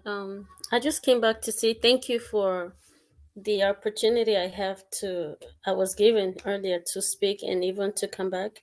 And then watching the demolition going on in Lagos is not funny. It's heartbreaking because I know with the terms we're in, things are hard. And then someone has a building and then tomorrow the government just go and pull it down. It's not funny. It's not fair. If there's anything we can do, let's watch our backs at the same time fight for our freedom, because I feel like we're tight, right? Our right has been like they're just holding us, and then we have rights. We're human beings like them. I tell you, if we put our hands together, we can do this. So let's keep moving. We're not backing down. Let's keep up the fire, and that's just it. It's just a whole lot going on. So thank you very much, guys. You are so welcome, and thank you so much for coming back as well. Okay, sending well to the family too, Celia. Such a pleasure. So we just have the Lady Celia there with us. So Seku, we're almost at that point, but I'm going to let Adiola use his own minutes. It's important that we stick to that time. You know that. Michael, have fun now. I'm very well, though. It's good to see your face again. I don't even know if I should scatter this place or just. It's been honestly speaking, it's been an interesting night, I have to say. An interesting night. I think it seems like you couldn't really look away. You couldn't just go to bed and say, No. I think when I saw the military base conversation, it just made me irate, man. It just became angry with that whole conversation. Maybe if I take my starting argument from what Festus mentioned, the way they view us as Black people hasn't changed. If you see what I mean. So the way they interact with us hasn't changed. The way they met us, God knows how many 100 years ago, whatever years ago it has been, hasn't changed. They see us from the same lens. You can take advantage of them, you can divide them, and you can extract from them, and it's just for you for the taking. So that's the way they see you. There isn't any. They wouldn't relate with you the way they relate with a Saudi. You don't have the same rules of engagement. You don't have the same platform to negotiate like a Saudi. So the argument Oluke was saying, I think, is heavily flawed and will not hold any water. With no respect to that particular, saying. That's the first thing. There's a way they engage with us. They use this model called the Hegelian dialectic. There's the thesis where there's a problem. There are many terrorists there. There are many rubbish there. Then there's the anti-thesis, which is what should we do to fight the thesis? And there's not the synthesis. That's the answer. And most times, they want to reestablish the synthesis. The synthesis and the thesis are the same. This is my point. So how can we take over Africa? How can we take over Nigeria? Oh, let's say there is insurgency. Let's say there's problem. Let's send our military base. Then the synthesis will now be we've taken over Africa or we've taken over Nigeria.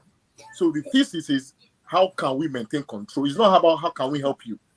It's about how can we take advantage? How can we secure your lithium? How can we secure your cobalt, your coltan?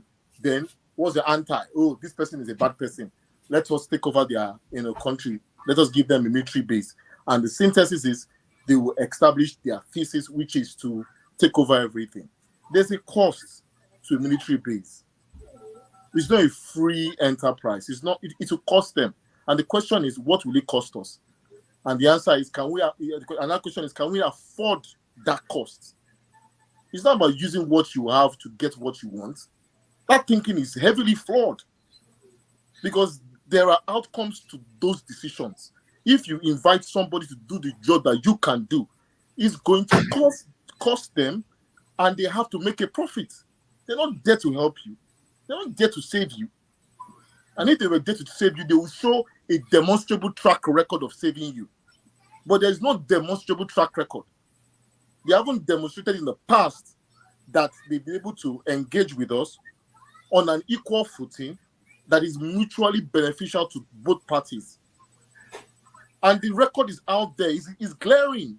Even you see the CIA saying Africa is not a place of priority for them. Black Africa is not a place of priority for them. So if they return there, that means there's something they want out of it. So no one should come on this platform to say, oh, you should use what you want to get what you to get. No, with someone, you say maybe you can use that model to someone that sees you as an equal. It's about choosing the right partners to work with. So if you believe someone sees you as an equal beneficial party, then you can use that model. Then that model Baluke will come into play. But in this case, your chosen ally is not even your ally. He's not even your ally. So why are you coming on this platform without thinking through the cost of a military base? They're going to pay their soldiers in dollars. They're going to pay them, insurance, all those stuff. It is your gold, is your lithium that will pay for it. And the question is in profit terms. If they put in 1 billion for their military base, the question is, how many times of that 1 billion are we going to make? Is the honest conversation. I can argue with anybody from morning to night. They will say maybe 10 times, 10x of our 1 billion. That's how they secure their wealth.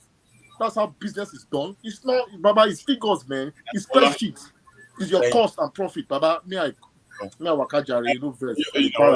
join us earlier, like I told Cham too. It would have Baba, been the para now. You tell me say now profit. Tell me say, Baba, I know the para. Enjoy.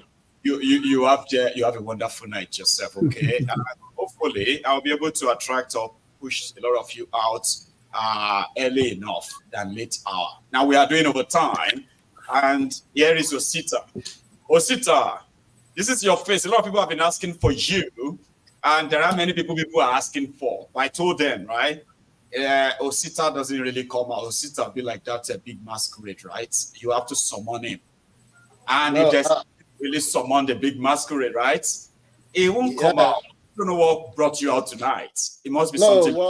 What happened is that I just came back from Nigeria just 2 days ago. Oh. I lost my beloved eldest sister, so I went for the burial. Oh, so sorry about that, man. So really? It's still a question of Nigeria and happening to somebody, you understand? Whereby she has been going to the hospital for a while, for like 2 years now. They are treating something for another thing. Wow, wrong diagnosis. Osita, I am so sorry about that once again. And it never stops, okay? It never ends. And until as Nigeria exists, it never ends. We are all awaiting victory, always. We've got just about 5 minutes for you. Okay. Do you think you use that? All right. Really? Okay. Yeah, thank you for the opportunity because I got late. I was so surprised I could still get into the subject. Thank you. Anyway, the subject of today is something I've always talked about. And like I've always said, we keep talking about Nigeria, we keep talking about Africa and Africa, but there is an unseen enemy that portrays themselves to be friends.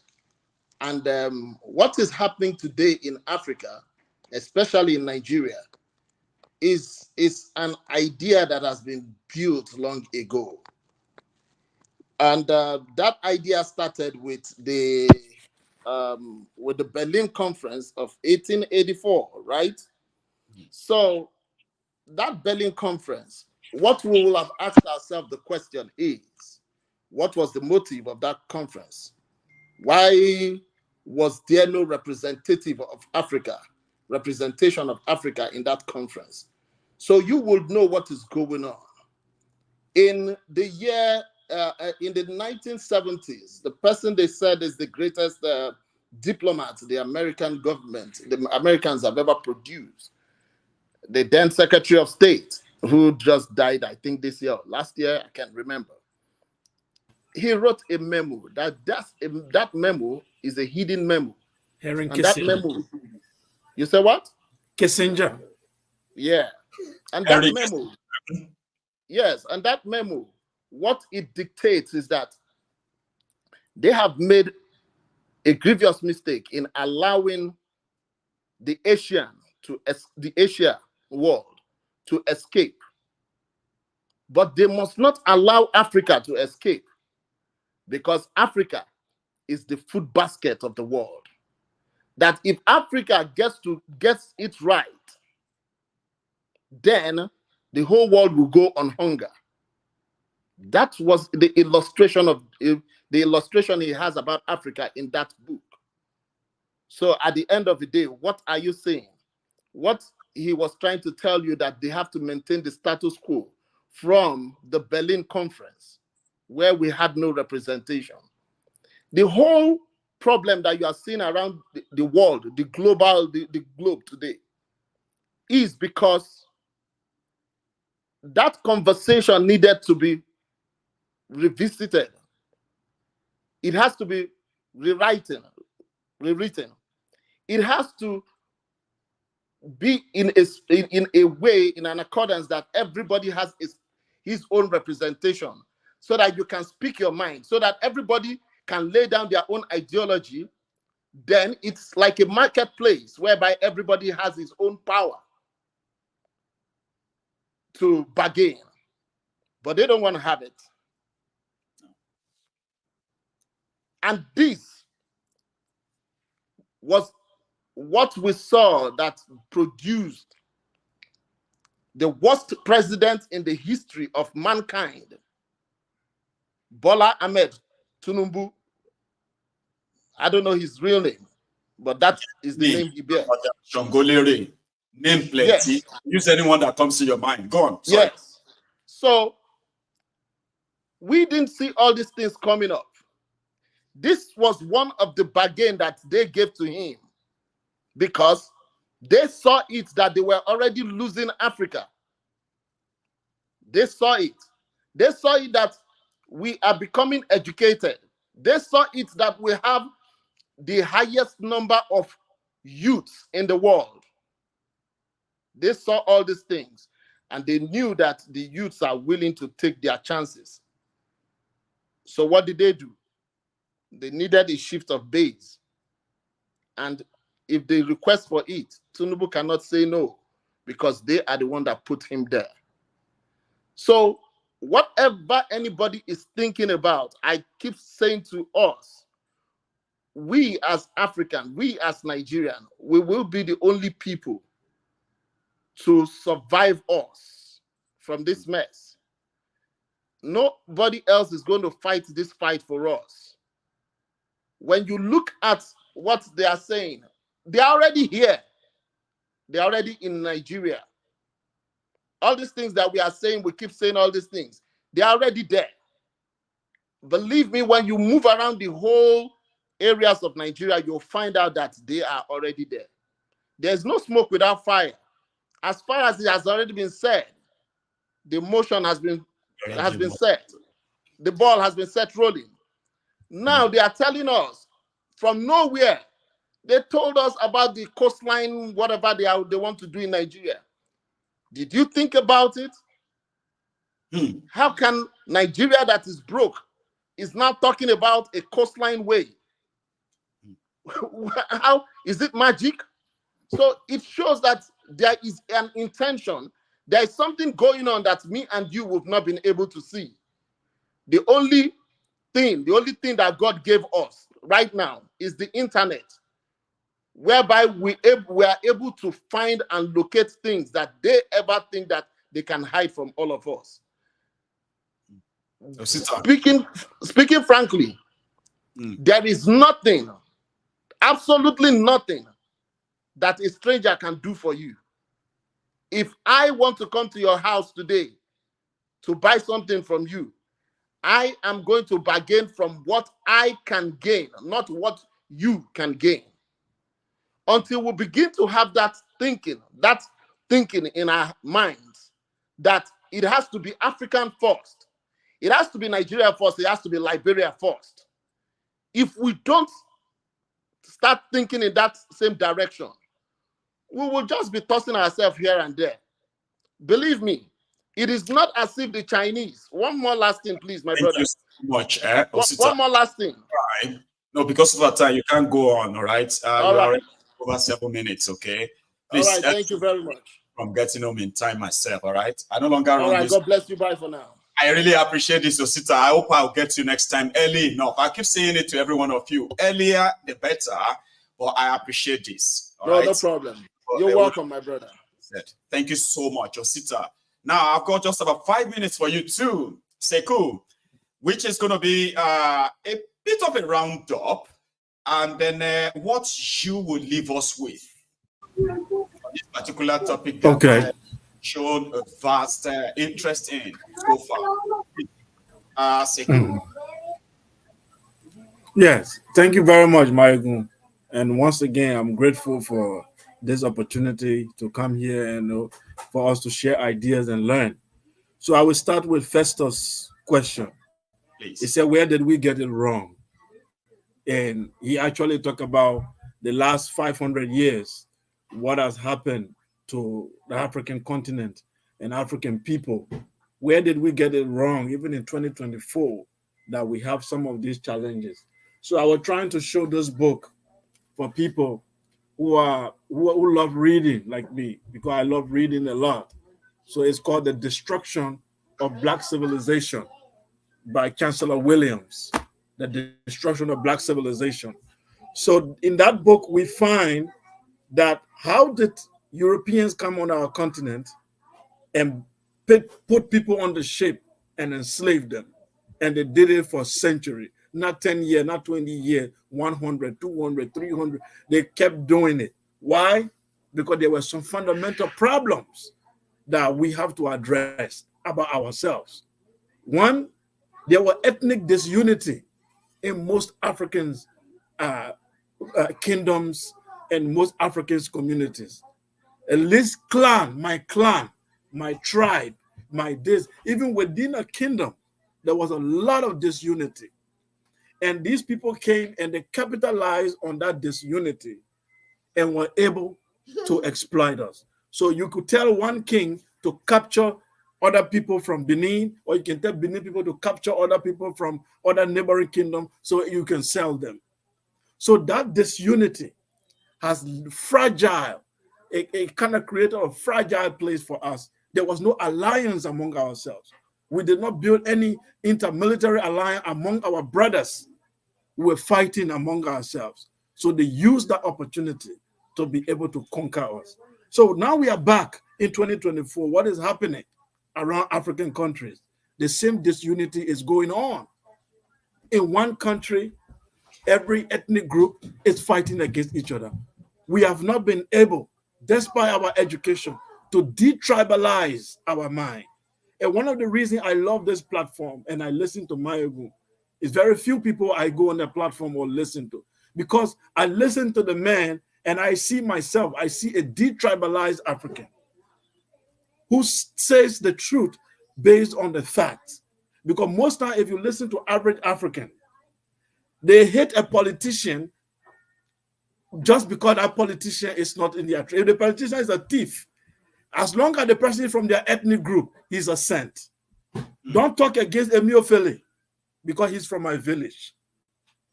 Don't talk against Babangida because Babangida is Hausa.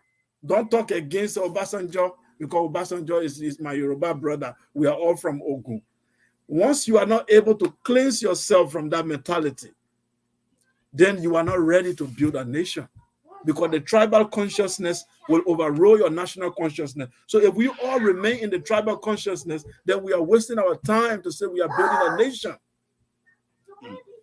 So it is that detribalized consciousness. It's not given to everyone. And it doesn't matter whether you are a professor. You can even be a professor and still be captured in the tribal sentiment.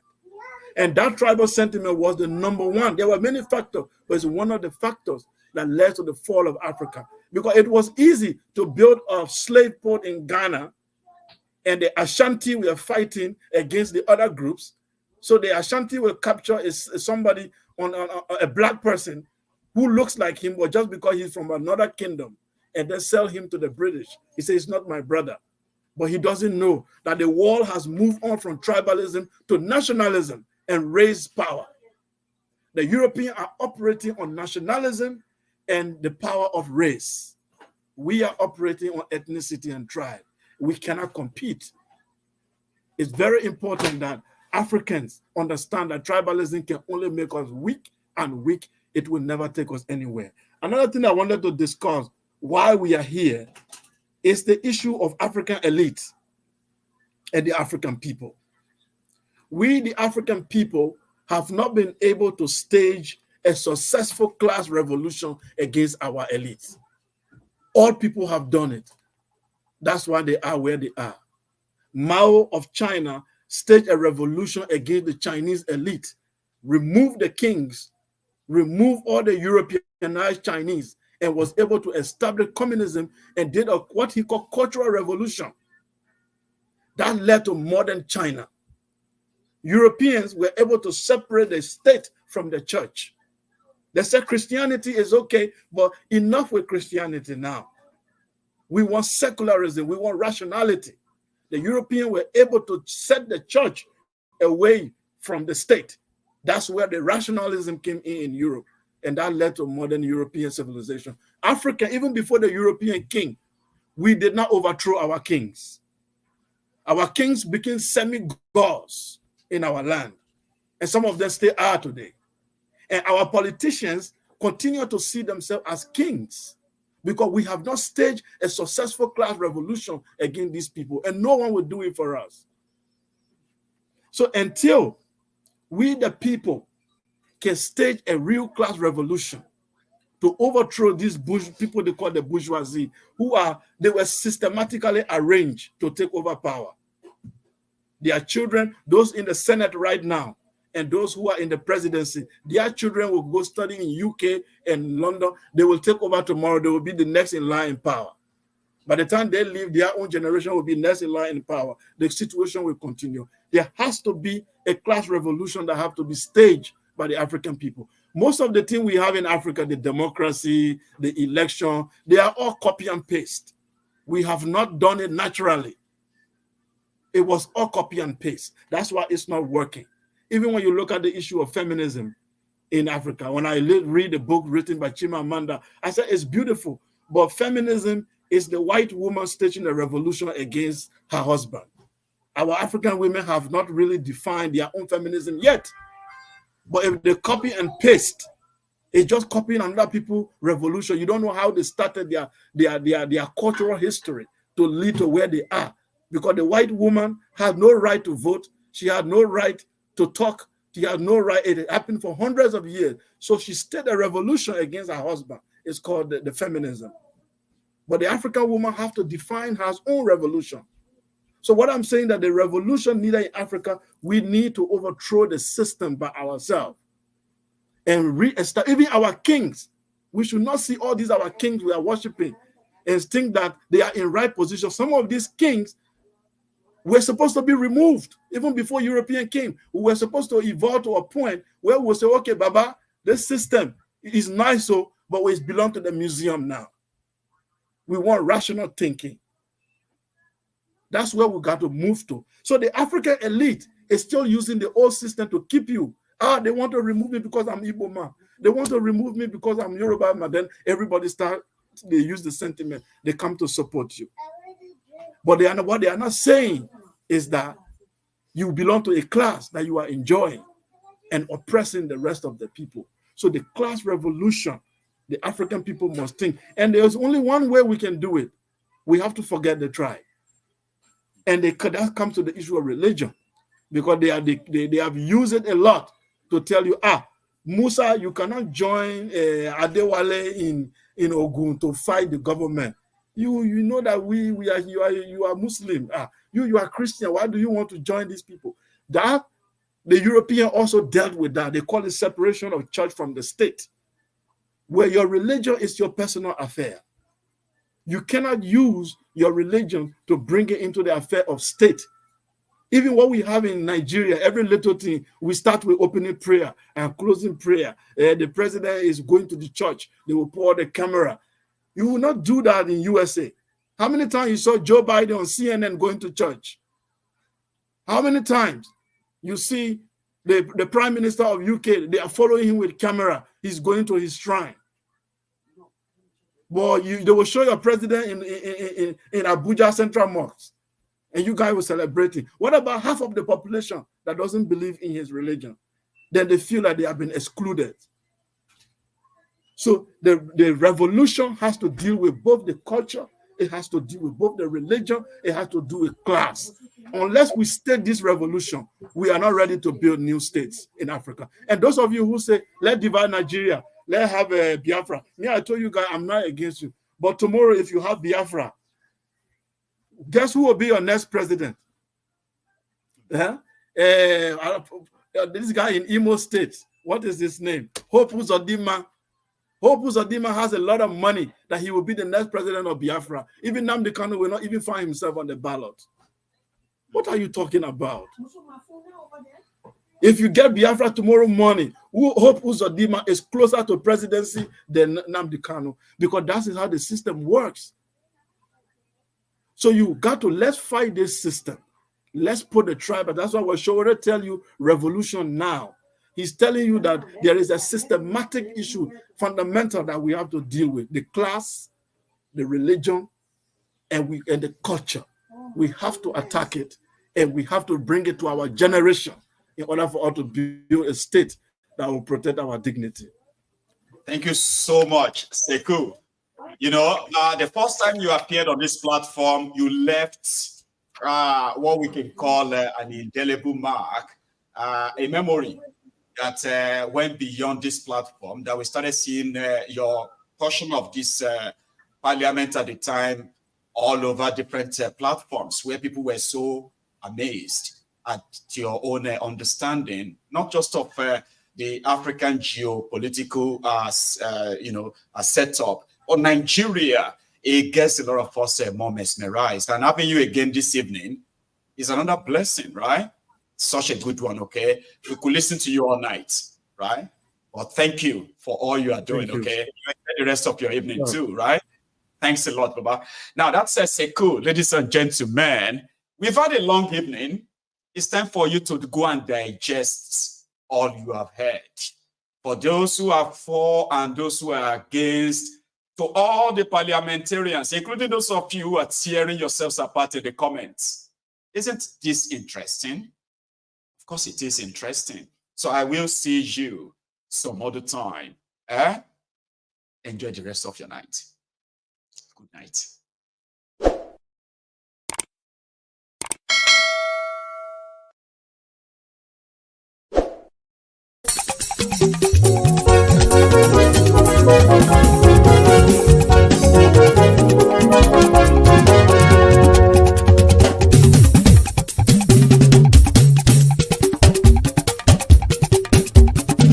Mayegun làwa mọ̀ làmọ̀ tó dòdòdò.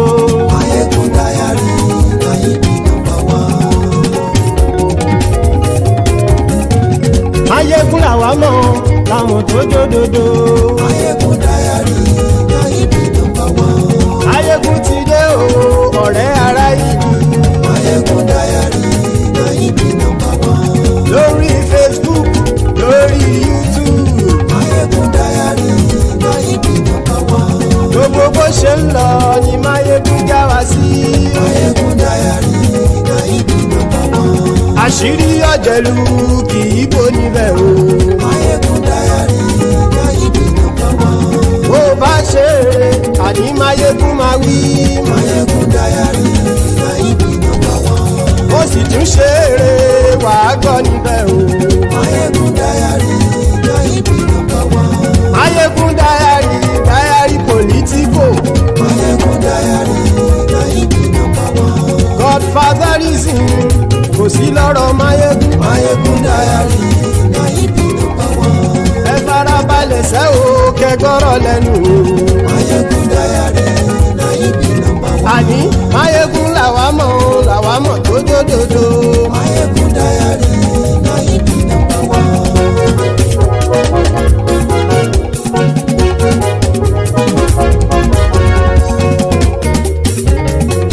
àní ẹ̀sùn ra kì í.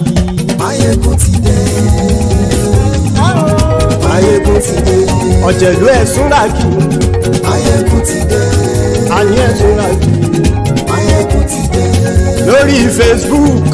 Máyégún ti dé. Àní ẹ̀sùn ràkì. Máyégún ti dé. Lórí YouTube. Máyégún ti dé. Àní ẹ̀sùn ràkì. Máyégún ti dé.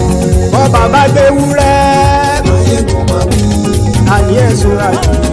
Máyégún ti dé. Ijó ìgbádìyẹ. Máyégún máa wí. Àní ẹ̀sùn ràkì. Máyégún ti dé. Bí pẹ̀sìdó bá rúfin o. Máyégún máa wí. Àní ẹ̀sùn ràkì. Máyégún ti dé. Bí gómìnà kówó jẹ. Máyégún máa wí. Àní ẹ̀sùn ràkì. Máyégún ti dé. Ọlọ́pàá tí ń darí bá. Máyégún máa wí. Àní ẹ̀sùn ràkì. Máyégún ti dé. Aṣòfin tí ń rúfin o. Máyégún máa wí. Àní ẹ̀sùn ràkì. Máyégún ti dé. Òpùrọ́ olóṣèlú. Máyégún máa wí. Àní ẹ̀sùn ràkì. Máyégún ti dé. Ọ̀jẹ̀lú ẹ̀sùn ràkì. Máyégún ti dé. Àní ẹ̀sùn ràkì. Máyégún ti dé.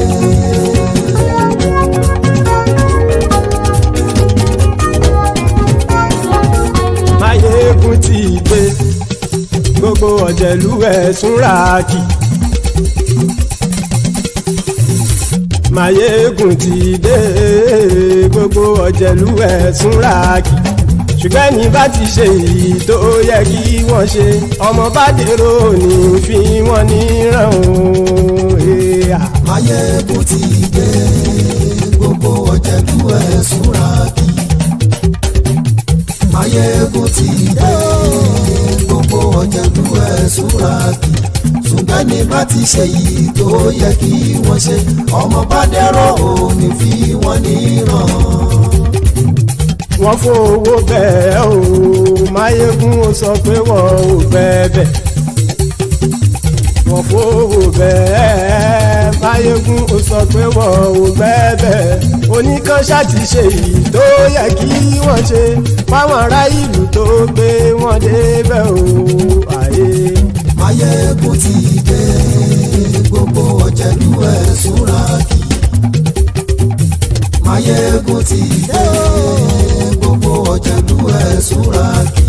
Ṣùgbọ́n ní bá ti ṣe yìí tó yẹ kí wọ́n ṣe, ọmọ bá dẹ́rọ̀ ò ní fi wọ́n níran.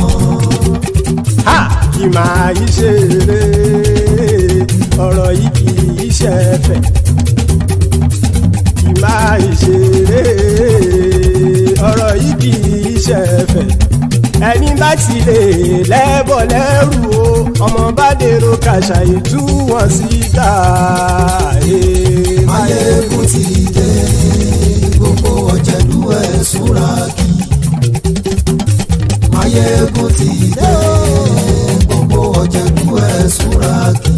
Ṣùgbọ́n ní bá ti ṣe yìí tó yẹ kí wọ́n ṣe, ọmọ bá dẹ́rọ̀ ò ní fi wọ́n níran. Tẹnitẹni ọmọ Máyégún ọ̀rẹ́ ara ìlú mọ̀mọ́ ni mo fọlọ́run ṣọ́ ẹ̀ bá kìlẹ́bù.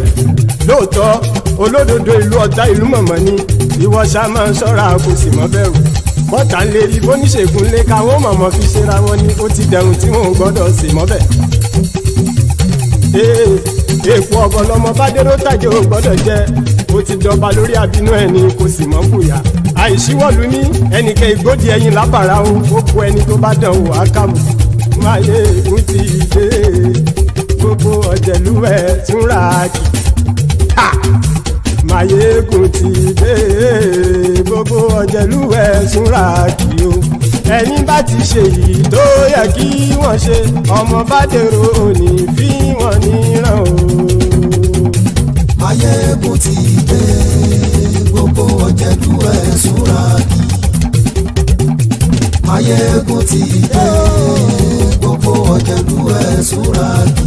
Ṣùgbọ́n ní bá ti ṣe yìí tó yẹ kí wọ́n ṣe, ọmọ bá dẹ́rọ̀ ò ní fi wọ́n níran.